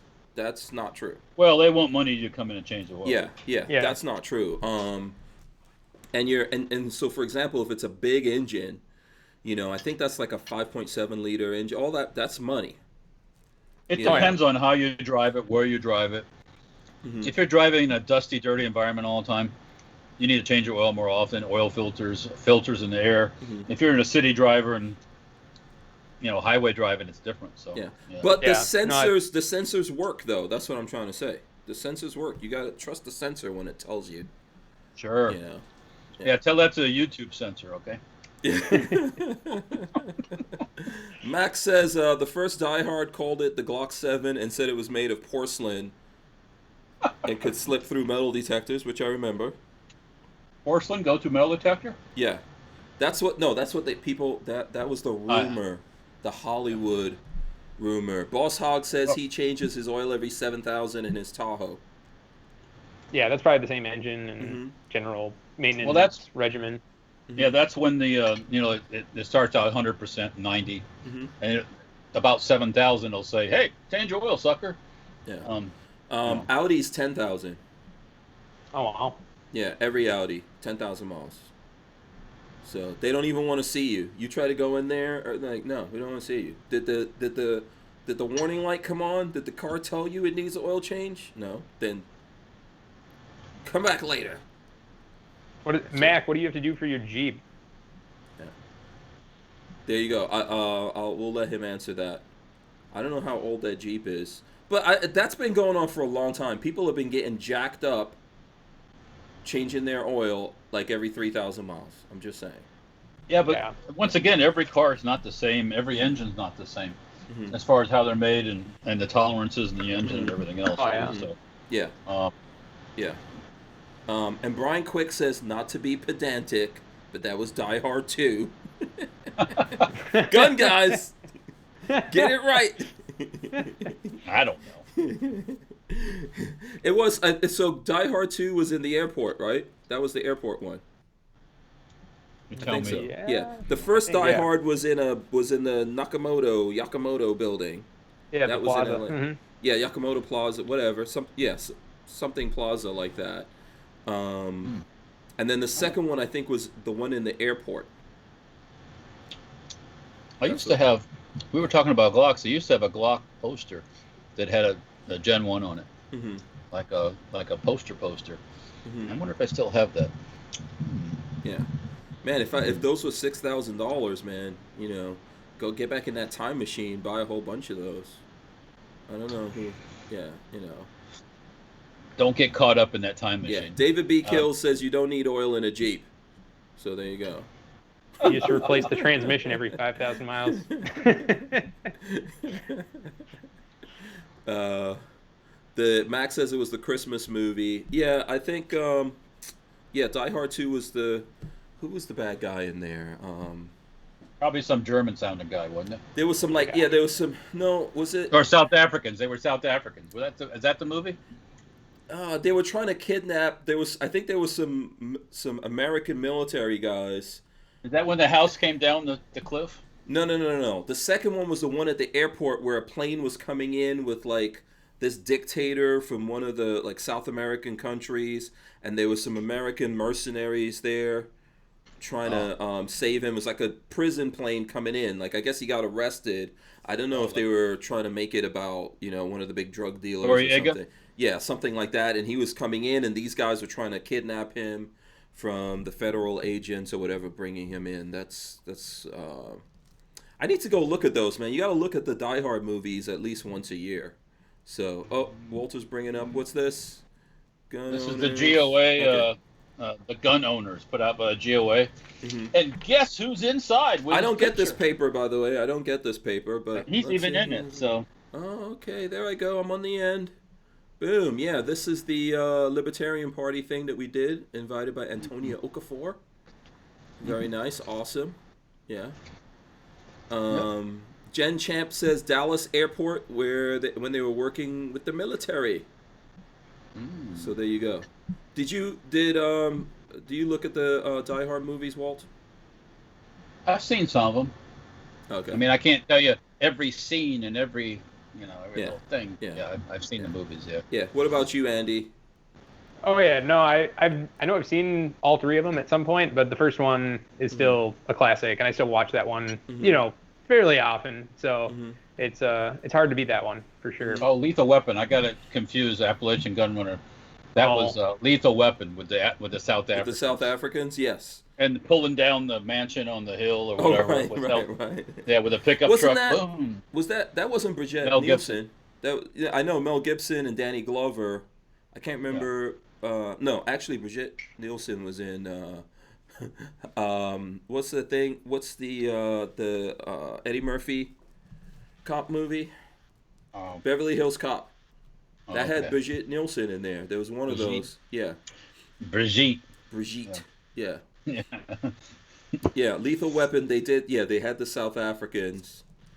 The Cougarans. Yeah. I think they did 4 Lethal Weapon movies. So, which are not bad. I was looking at those not too long ago. So, there you go. Yeah. Let's see here. Okay, so we went over the Glock. What else do we have? What's out there on your mind, Andy? I'm gonna take a look at your website, and looking at the website, I see that you guys have a shipping delay notice up there, like a lot of companies. Yeah, it's been. I mean, that's the thing. The whole world's on fire, so it's kind of like, well, take your pick on what you want to talk about, I guess. Yeah. I mean, we ever since it was right around the time that coronavirus became kind of the word on everybody's tongue, and so we noticed it in probably February, March. It started picking up, and then by April, it was over. I mean, it was just unreal, complete avalanche of orders, and that's when we put the shipping notice up. We're definitely under that now. We're probably closer to like 3-4 days for most orders. Some of them are next day, like they always have been. But yeah, for a while there, it was just.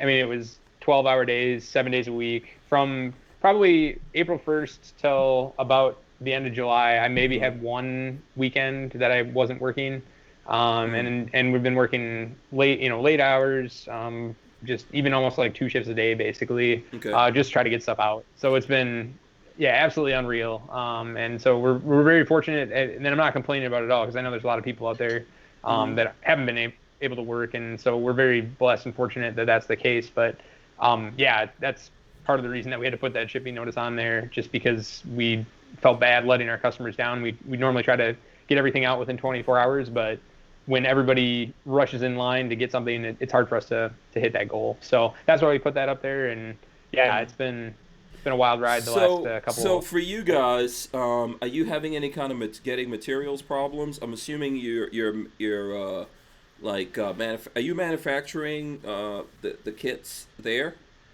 Yeah, we do some of the manufacturing, and some stuff we outsource to companies that, I mean, they're all local, so they're all within like 10 miles of our shop, which is really nice, because we haven't had supply issues per se. There'll maybe be some issues with them getting some stuff in that they need. Everything's just been a little bit delayed, but it's not like, stuff is crossing borders that we can't get or anything like that. It's all domestic, so that's been huge. But they're, like, for instance, we use an injection molding company that's local to our town, and their big thing is they do medical stuff, and they do actually ATV components as well. And what's weird is the ATV sport utility vehicle type thing has been just exploding. So there's all kinds of people are buying 4-wheelers and jet skis and quads and off-road vehicles like crazy. I'm not sure why there's been a big push, but they've been absolutely slammed with that kind of stuff. And so it's really hard for us to get some of the parts that we need because of that. Yeah. And that is definitely if you live in the country, you can get out and do stuff. If you live in the city, you can't do anything. Right. Trump money down payment.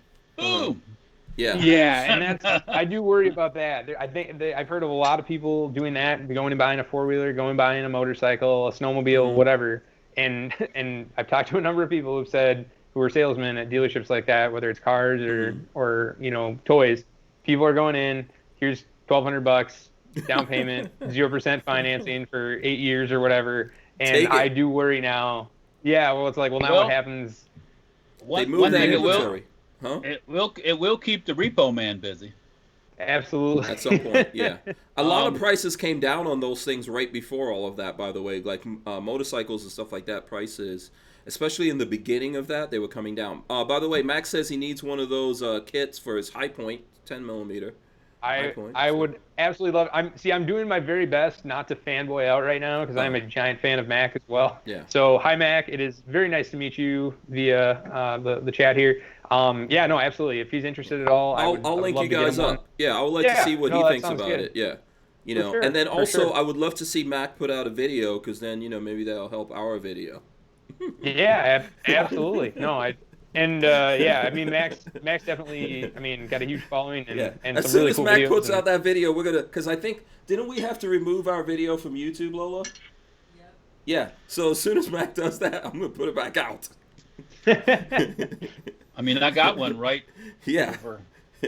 So we would absolutely like to see that happen.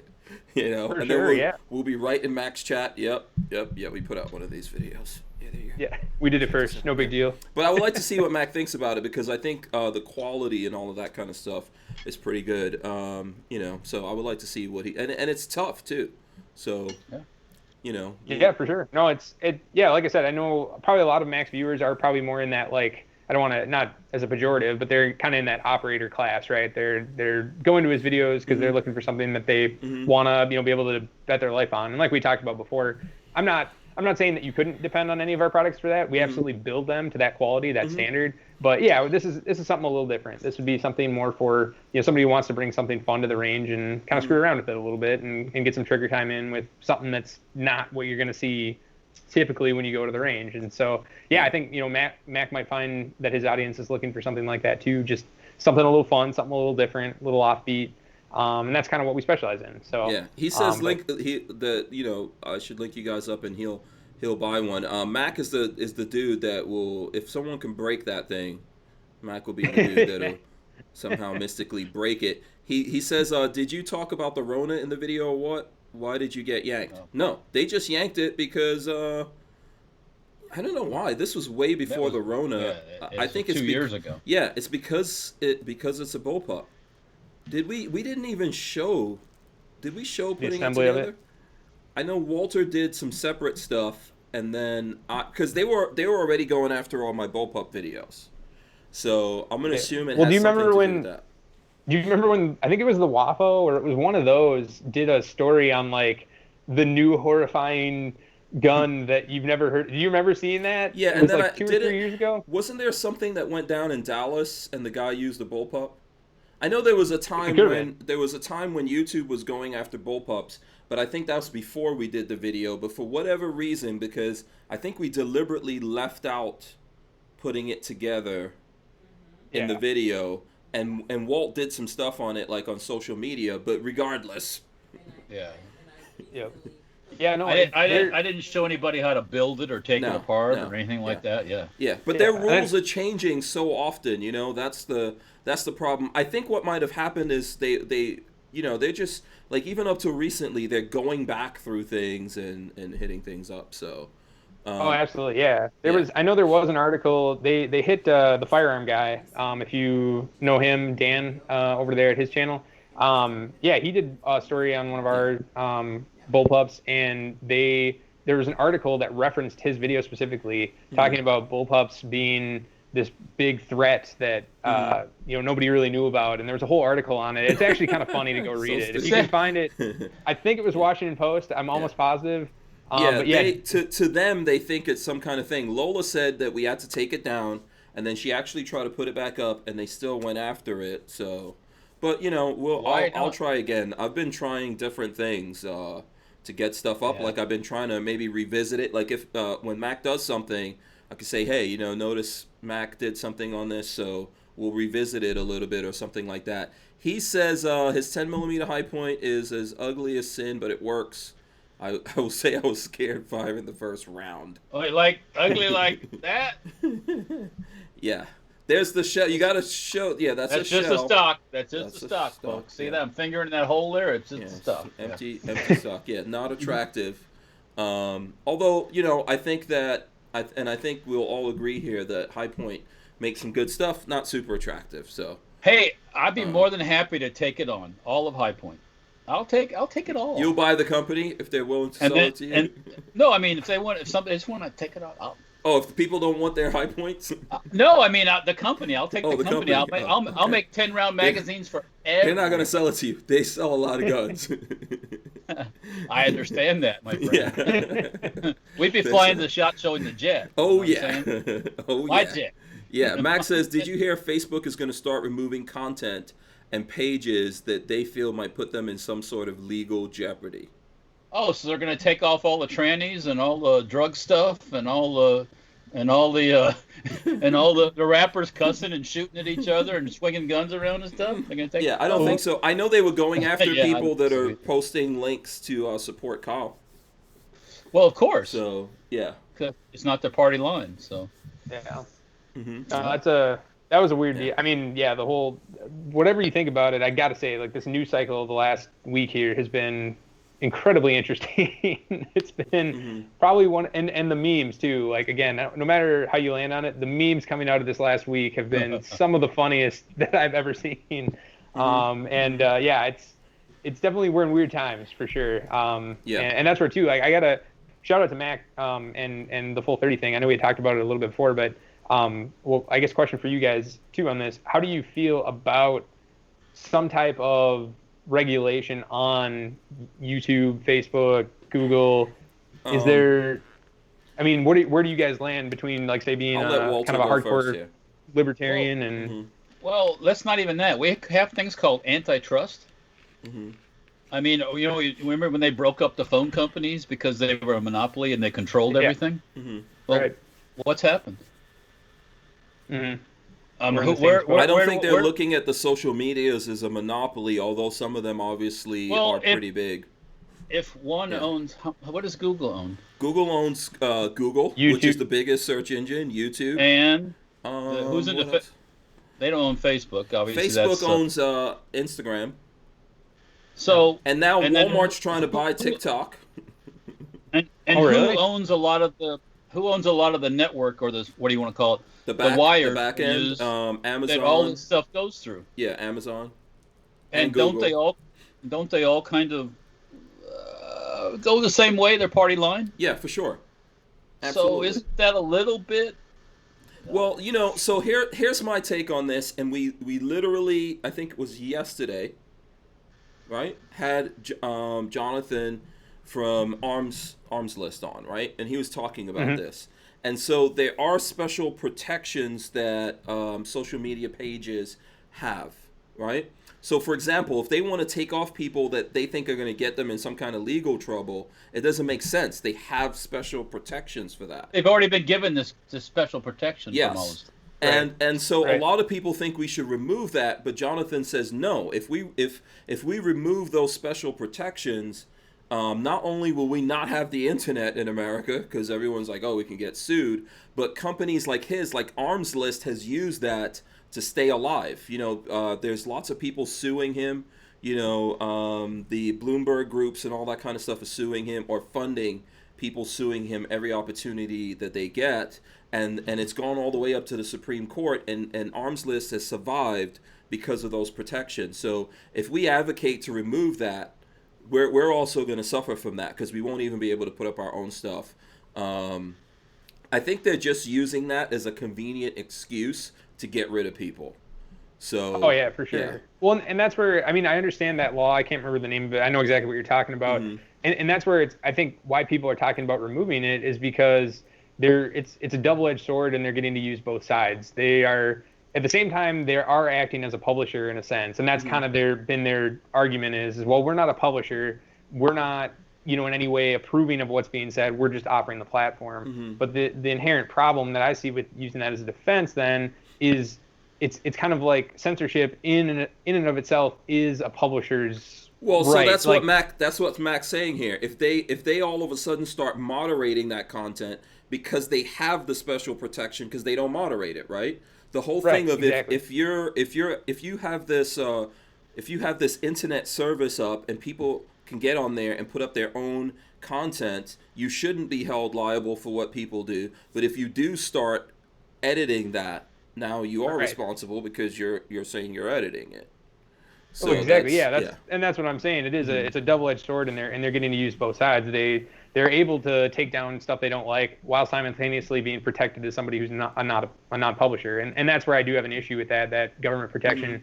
It should kind of there should be some type of ruling that makes it all of one thing or all of the other. Where okay, fine, if you're not going to be a publisher in quotes, then pretty much anything should be able to go more or less, unless it's say violating a law that's on the books, federally or state or whatever it happens to be. And then on the flip side of that, if they are going to be somebody that's going to curate and do certain content limitations, then they got to fall outside of the purview of that protection, because now you're kind of in that dicey territory of doing both, and it really shouldn't be that way. And that's why it's like the whole full 30 thing. I'm 100% on board with that. I really just want to see it take off, and it would be awesome if it was something that became kind of like the conservative YouTube more or less.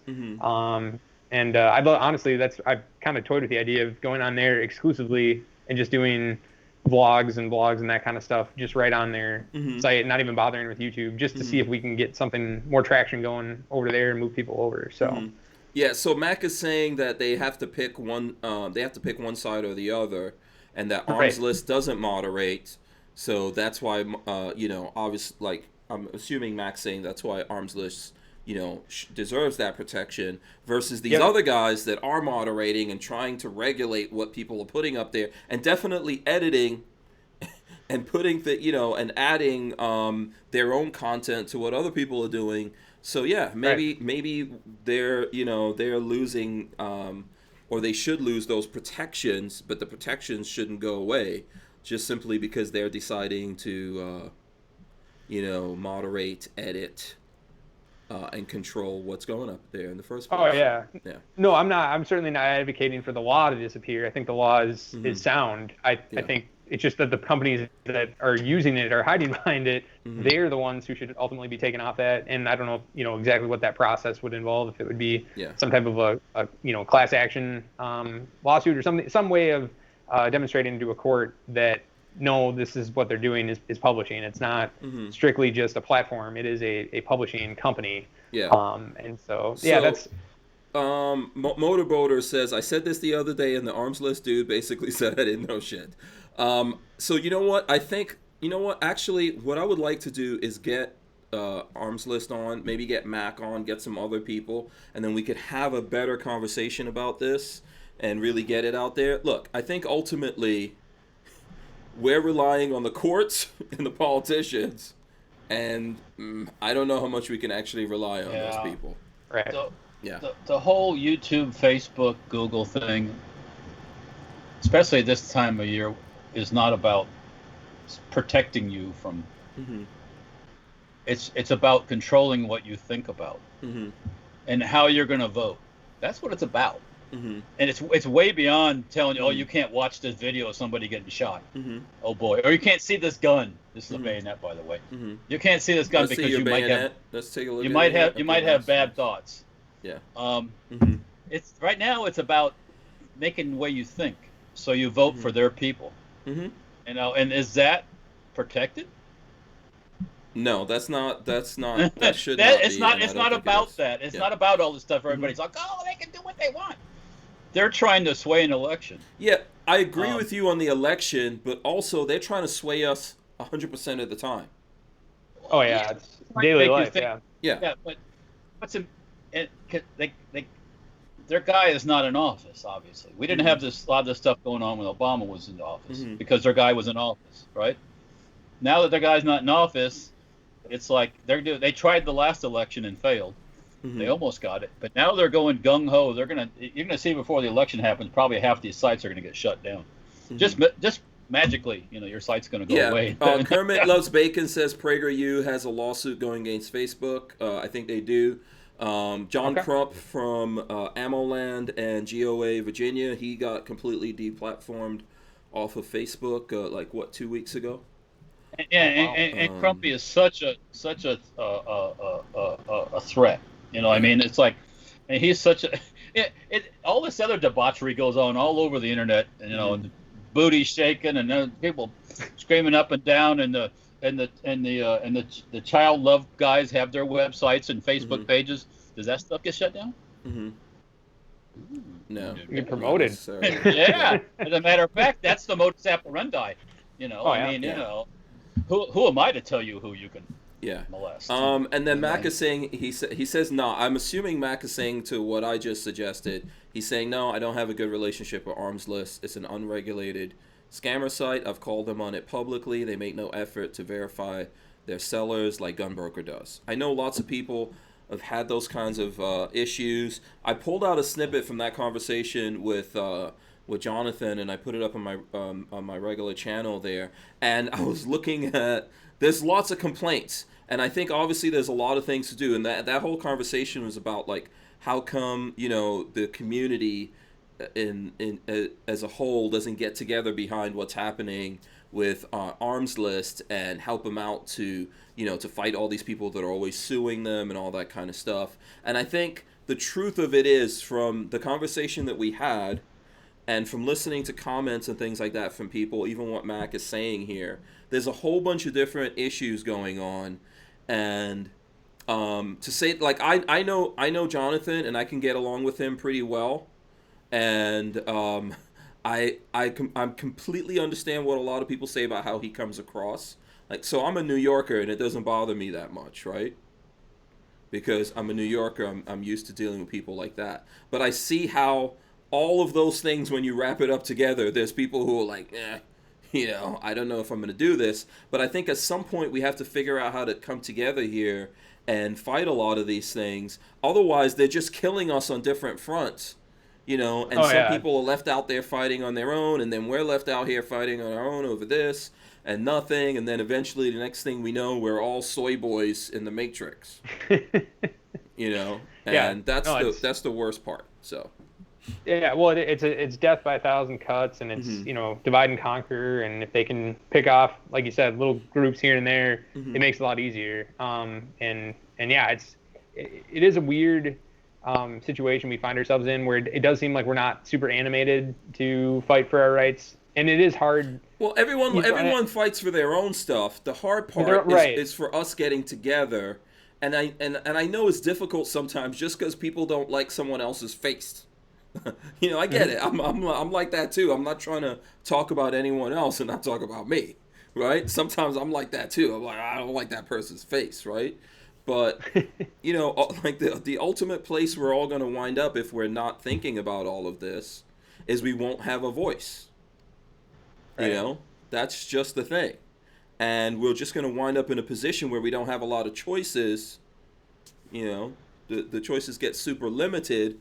I'm not saying that's going to be bad for us in the long run, but in the middle of that, there's going to be some big issues. It's going to be a completely different lifestyle that we're all living. So, absolutely. Yeah. Well, what's your? I'm just curious. Prediction now. Mm-hmm. Who do you think's got the election come November? Oh boy. Trump. Okay, Walter. Trump. Okay, there you go. Walter says Trump. I think. Do you have a reason for that, Walt? Well, look at the debate. Look at Nancy Pelosi going to get her blowjob. You can't go get your hair cut without jumping through all these hoops. But the Speaker of the House, she can go in and do whatever she wants, right? Mm-hmm. It depends on where you are. I don't live in San Francisco. I live in a semi-free state of Florida. So my barbershop is, you could do what you want to do, right? So I go there without a mask. It's all good. Some people come in. I can go get my hair cut too. It's not a problem. Mm-hmm. But don't preach this crap. For sure. And then, it's like hypocrisy. you need to have universal health care, but I'm going to the best hospital in the whole country. Absolutely. To get fixed. It just and the riots, and this is not protesting. Going out at midnight and burning stuff is not protesting. Well, and the fact that the Democratic Party has given a signal to the leaders in a lot of these places to stand down. Let me get this in. Shout out to Rain. He gave us a super chat here. Thank you. Appreciate that.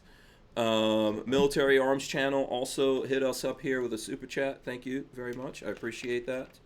Okay, so Walter, you're saying Trump because the people are tired of the nonsense. Yeah, I mean, I can't even. Yes, Trump. Yeah. Mm-hmm. Now that is if we get a real fair election. Now, if the monkey business, I might go on with the mail-in ballots, which is a scam job for the most part. Mm-hmm. I'm not a mail-in ballot person. I don't believe in that stuff. If you can't get up and, what do you call it? What's the other type? Instead of mail-in, but the absentee ballot. Absentee. Mm-hmm. Right. But having this across the board coronavirus, you might get sick mail-in ballot thing is bullshit.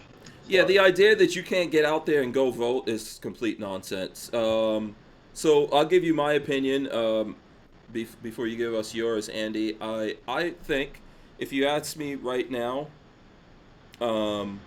I feel like there is a massive silent majority out there, and that probably gives an edge to Trump. I think there's a lot of people tired of this. It's gone on for a long time. It all comes down to me to who gets out there and votes. And I think that people seeing all these riots and the lockdown and their businesses going under, we'll see what comes out of that. And I hope it's a good thing. Let me get a couple of things in here. Armament and Axes gave us a super chat here. It's $6. Thank you very much. We appreciate it. He says, well, here's this at Military Arms. Okay, there's a little bit of a super chat war going on. Max says, I think Biden will unfortunately win due to jacking with mail-in ballots. They will steal the election in key swing states. I don't think so. So that's a possible. And then Military Arms Channel upped the super chat to $7 to not be outdone. Well, all I got to say is Springfield Armory coming out with a new AR-15 before the election. Okay. Remember what they did before? Yeah, remember they came out with the Saint because they thought Hillary was going to win? Yeah. What do you think, Andy? Where do you think the election is going to go? So we're both saying we're sliding it for Trump, the two of us. Yeah, you guys are thinking Trump. Yeah. Max going Biden. If the election were held today, it could be 50-50. I'd maybe give Biden the edge today, just ever so slightly. You're going with Mac. I get it. I think Mac is right. I mean, when I look at the data, and not that it couldn't be wrong, and I think Walther makes a great point. I think there is a silent majority out there that is afraid to say anything. And I swear, too, if a poll ever came up in my, on my phone or whatever, somehow I got to answer, I would probably just lie and say that I was voting for Biden just to mess with them. A lot of us ignore that crap. A lot of us ignore that stuff. Yeah. For sure. And so I think, I don't think there's a whole lot of animation for a Biden presidency. The candidate Biden is not drawing people out. When you look at the people that show up at his speaking events, when He's rarely insane. has them. Yeah, we got $8 from Armament and Axes, by the way. So that's awesome. That's going on. Yeah.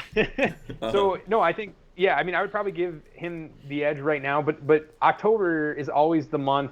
I mean, think about it. Like last time around, October was the most explosive month of the entire election cycle. It was. You had Comey coming out and saying, oh, actually, that whole Hillary thing, we're looking back into that because we think there might have been some shenanigans after all. And so, barring some type of thing like that, I think Biden has a pretty good chance of winning it. If somehow, let's say, his health is a huge concern, he's got another 2-3 months here that he's got to try to keep it together. And I think it's a very real possibility that he maybe starts to fall apart in a totally noticeable way that people can't deny, ignore anymore. Biden, by the way, Mac matched it with 8. He matched it with 8, but I think that was a technical error. So it's still going, I guess. You know what? So I think they did schedule one debate, right? Am I wrong? I thought there was one debate scheduled. Yeah. This is so silly with this debate thing. He is so... Biden is so scared to get out. The Democrats are so scared to put him in front of Trump. It's like they know what'll happen, and who knows what Biden will say. Did you see him in, was it like Pittsburgh or whatever 2 days ago? Or yesterday? I've seen several videos. I saw one video where he fell asleep. He just straight up. Yeah, I saw something about sleeping too, but I guess it was nowhere on the news, right? I don't know. I don't know. His whole talking about coronavirus being the worst in 100 years, and that whole thing was just like, oh man, all right, this is getting rough. I feel bad for him. I mean, you can tell he's just not. He's not what he once was, and I do feel like he's being used as a pawn in this a little bit, and I mean, it's sad that way, and it's certainly sad for the country that. We're at the point now where our president has been so not only, I mean, he's been his own worst enemy in a lot of things. I'm the first to admit it. I don't think he makes all the best calls, but he has certainly been maligned and absolutely targeted 100% by the media. And I can't imagine that if he were treated like Obama was. I mean, how can we pin the racism that exists in America? Which I'm not telling you it doesn't exist. I'm telling you it exists. Racism exists everywhere, from every race, right, to every other race. But how can we pin that on Trump, that's been president for 4 years? How can we pin, I think that the police violence thing is overstated, but there is issues with police violence, right? And there's definitely issues with the police that even us as gun guys, we've talked about. How do we pin that on Trump, though? Right. Well, yeah. How do we pin that on individual level? How do we pin COVID-19 on Trump? Yes, it happened under his administration, and they were out there working on it. But how do we pin it? How do we pin it on them? How is it not something coming from an external source? And we see even the guy that he has up there dealing with it, Fauci. Fauci goes out without his mask. Yeah. Oh, so and they need. I mean, this is something they need to hammer at home. If I was his campaign manager, I mean, let's be honest. Trump, it actually played really well to his strengths, which were China's a problem. We need to take this seriously. We don't know what could happen with them, whether it's on the trade, economic side. We don't know. In this case, it's a virus. If he had really hammered that home, and I wish he would do it more, like, hey, this is what I was talking about 4 years ago. Like, we don't know what externalities come from dealing with a country like China. And this is a perfect example of that. And even back in, January or February, he was one of the first guys beating the drum to say, let's shut it down. No more flights in from Italy or from China. Everyone cried racism. Everyone said this is, Trump's Asian American prejudice. Yeah, it's just that kind of stuff where the feeling feeling that we're getting from it is an inflated one that people have because of the pressure from the media. Let me get this out there. A couple of things. Let me get this. Shooting Gallery NE gave us $10. Thank you. There he goes. He says from Shooting Gallery NE at Armament and Axis at Military Arms Channel Dominoes. There he goes. And Max says if he skates out of the debates, it will be harder on Trump. If the debate goes down, it will be epic. He will say more stupid stuff. He says, I swear Trump will get under his skin and he will go full corn pop on Trump and take a big swing at him. Someone needs to take his Twitter account away from him until November 4th. I think Max talking about Trump there. Probably. Yeah. How long has Biden been in Washington? How many decades? How many is decades? 30 years 40 or something 40? years? Okay. It's 40. It'll be 48 if he wins, I believe. And so. Wow. And now you're blaming me because I've been here for 4? Yeah, this is insanity. You've been doing 40 something years and you ain't done shit, fella. And he had 8 years in the White House. Yeah, and you were hanging with, and all the crap he said about Pakistanis and blacks, and that he didn't want his kids going to school with blacks and everything else. It could be a jungle. Mm-hmm. Oh, that just went away though. That doesn't matter anymore. I'm changed, I'm better now, right? If people are actually going to go vote for... Look, I don't really think people are going to do that. I really think that a lot of people seeing all the rioting and all the destruction, the people who... Most people in America thought things that happened that kicked off the protests, that these were valid complaints that people had. But those people then also think that all the rioting and burning down cities and the destruction that came behind that is not valid, right? And that the politicians are standing back and letting it happen. And obviously the cities in America that are suffering the most with those problems are run by Democrats. So if you have a brain and you're looking at it, I don't think you're going in that direction. So it really comes down to who shows up out there to vote, which is why they're trying to fight for this mail-in ballot thing and then talking about... But they're hedging by talking about the post office. Because ultimately, when it comes down to it, I don't really... we're going to get the same people voting that always vote, man. Everyone in America doesn't vote. I really think the folks out there who are tired of this, you extra need to get out there and vote.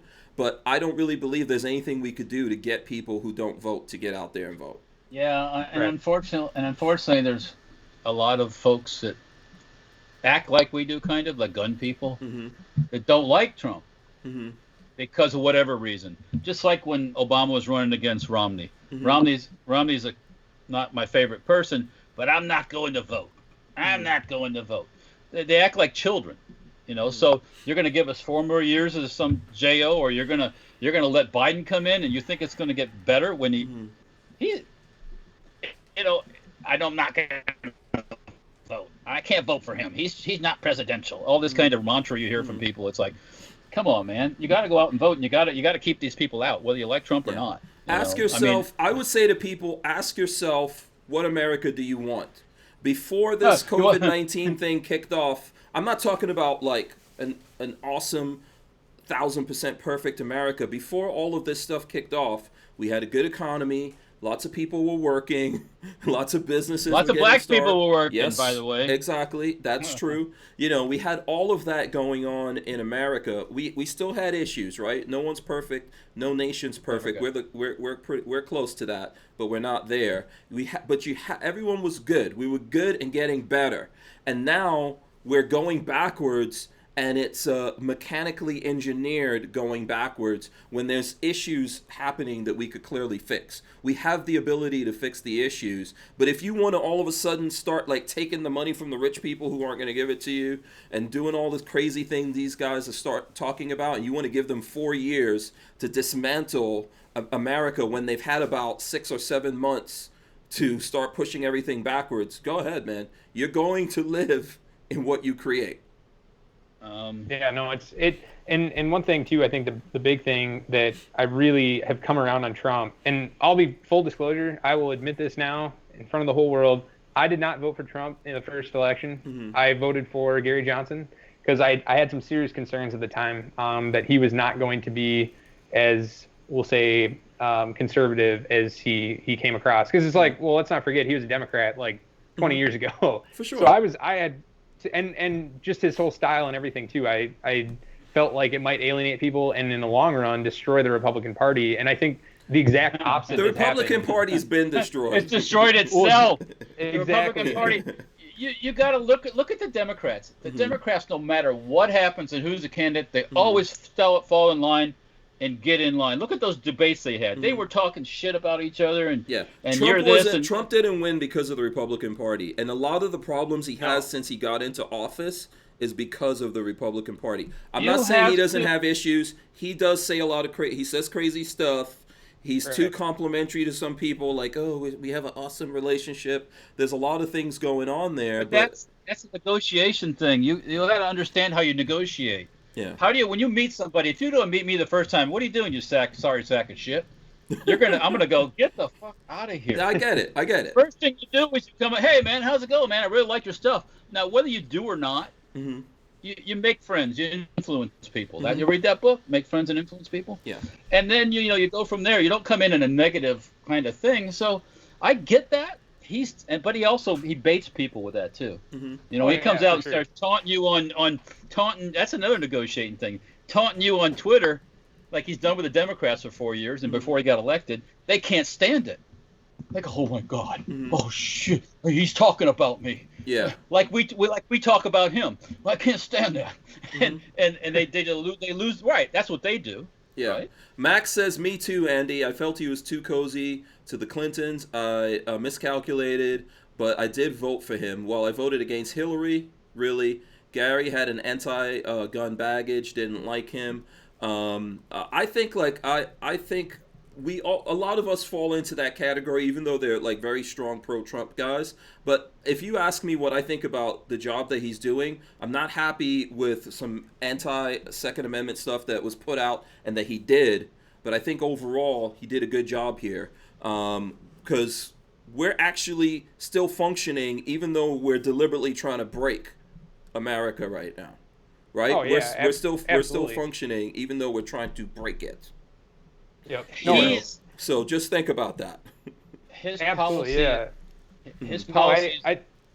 Go ahead, Walter. Good. I was going to say Trump's policies are not anti-American. The Democrat stuff, for the most part, is anti-American. Period. No, absolutely, and that's where I think where I've come around the most. So I was like the big Austrian economics, like hardcore libertarian. Let's just open everything up. And when I was a kid or younger, probably in high school, I was almost kind of like a mercantilist, where it's like, let's try to maximize kind of what Trump is saying now, where it's let's maximize exports. Let's get that number up as high as we could.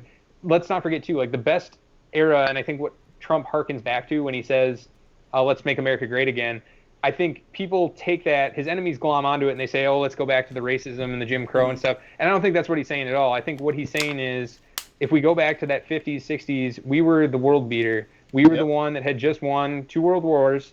We were the only superpower on Earth that still had its industrial might intact, and everybody wanted our stuff. And so the American worker was at a ultimate high for their price of labor relative to the rest of the world. I don't believe. And the dollar was worth a lot of money. Yeah, I don't believe the racism stuff.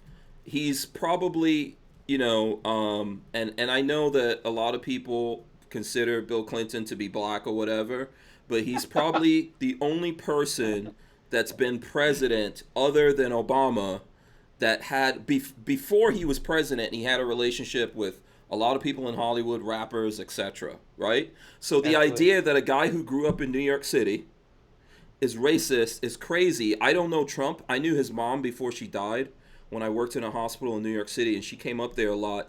And her driver/bodyguard was a black guy, and that people might think, oh, so what does that mean? That's like driving Miss Daisy. No, you could hire Italian, Jewish, you could hire Irish or whatever you want to. But no, I saw their relationship and I saw how she acted and treated people, including myself. That's baseless.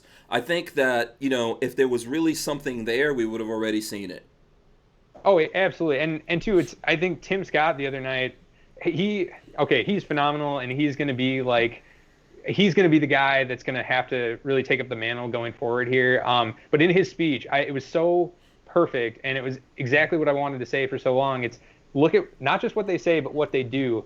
And it's like, look at the overall effect of the Trump presidency on especially the black community. If he really hated or there was an animus towards the black community, he would not spend so much time doing things that dozens of other politicians had the power to do but didn't act on. And he's doing it that's actually helping, and I shouldn't even just say the black community, but let's just say the maybe the forgotten class of American citizens, the people that everyone gives service to but doesn't actually lip service to, but doesn't actually serve. And he stepped in and he's working on things like trade, working on things like illegal immigration. And those are the things that really are hurting, especially the black community in this country, because you're competing against all these other foreign companies, foreign workers. And now on top of that, if that wasn't bad enough to be competing against 1 billion Chinese people, you're also competing against 20 million illegal aliens who are also on our own soil. And so it's that kind of thing where it's like, if Trump really hated the black community, he would be pushing for things like abortion. It's like 3 times more black people commit or have abortions than whites do. Preach it. Look at look at the school system. If you poll any black community, you'll find I think it's something like 30 to 40% more. I'd have to look up the statistic. Black families will prefer school choice over white families, but you'll get the rich white elite who tell you that no, you got to go to public school. Yeah, exactly. They say you got to get indoctrinated. They teach you to be a good leftist. Mm-hmm. Well, yeah. Defund the police. Another one. It's like that's where your mind gets enslaved for sure. Oh, it's absolutely disgusting, and it's so frustrating because it's like what Tim Scott was saying. It's like you can say all you want. I don't care what you're saying when you give a speech, but look at the results. Look, and we talked about it before. Look what happened to the black community everywhere Democrats run something. And I shouldn't say that it's Democrats alone, because I think what it is it's a mentality that comes in after success. America has become a victim of its own success. And that's really what it is. An area gets rich, the people at the top start feeling guilty about it, I think is a big part of it. Mm-hmm. And then instead of actually addressing the real issues... It's also a mentality that you need someone else to save you. When you have that mentality, people who want to trick you and usurp you are going to come in and say, "Oh, I could save you, black man. Let me take over. I got this." And then they give you all kinds of symbolic crap, okay? And then you fall for that nonsense, and they don't actually give you anything. And then they tell you, "Oh, this guy's terrible." Yeah, well, exactly. And that's probably honestly the most destructive single thing I think the Democrat Party has done. It's not the welfare state. That's bad. It's not the gutting of the inner cities and the creation of rent-controlled ghettos and places like that. Mm-hmm. I think the biggest, most ugly thing they ever did was propagate the lie that there is going to be a thumb holding them down for the rest of their lives no matter what they do. And that, I would love to do an experiment sometime where it's like if you were going to have, let's say, 2 people competing in a video game tournament, just for example. Video games are a great example of this, but let's say you had 2 people, they were going to play a video game against each other, and you told one of them the other guy has cheat codes that he's going to be using, and if you win, we'll give you $5. If he wins, we'll give you $5. It would be fun to see as a control. Let's say they didn't tell that to either of the people, and then they told it to one of the people and they didn't tell it to the other person, and see which one plays more. Because if you're playing that game, or in this case, if you're going through life and you believe that everyone is around you is cheating or holding you back in some way, why would you put the effort in to try when you know that you're at a clear disadvantage? And that's the real ugly part of it, where we've propagated this narrative that no matter what you do, no matter how hard you work, you're always going to be hold you down. Exactly. And that just undermines, like, I know if I was told that growing up as a kid, like, there's a whole class of people out there who don't want you to succeed. That would absolutely destroy my motivation to do anything, and I think there are people definitely out there that want to take advantage of you, but they don't care what color your skin they want is. Your vote. They just want to take advantage of you. Exactly. This is what they want. Yeah, that's what matters. Absolutely. Listen. We are way over 9:00, so Lola will either leave without me, but this conversation just got really, really good.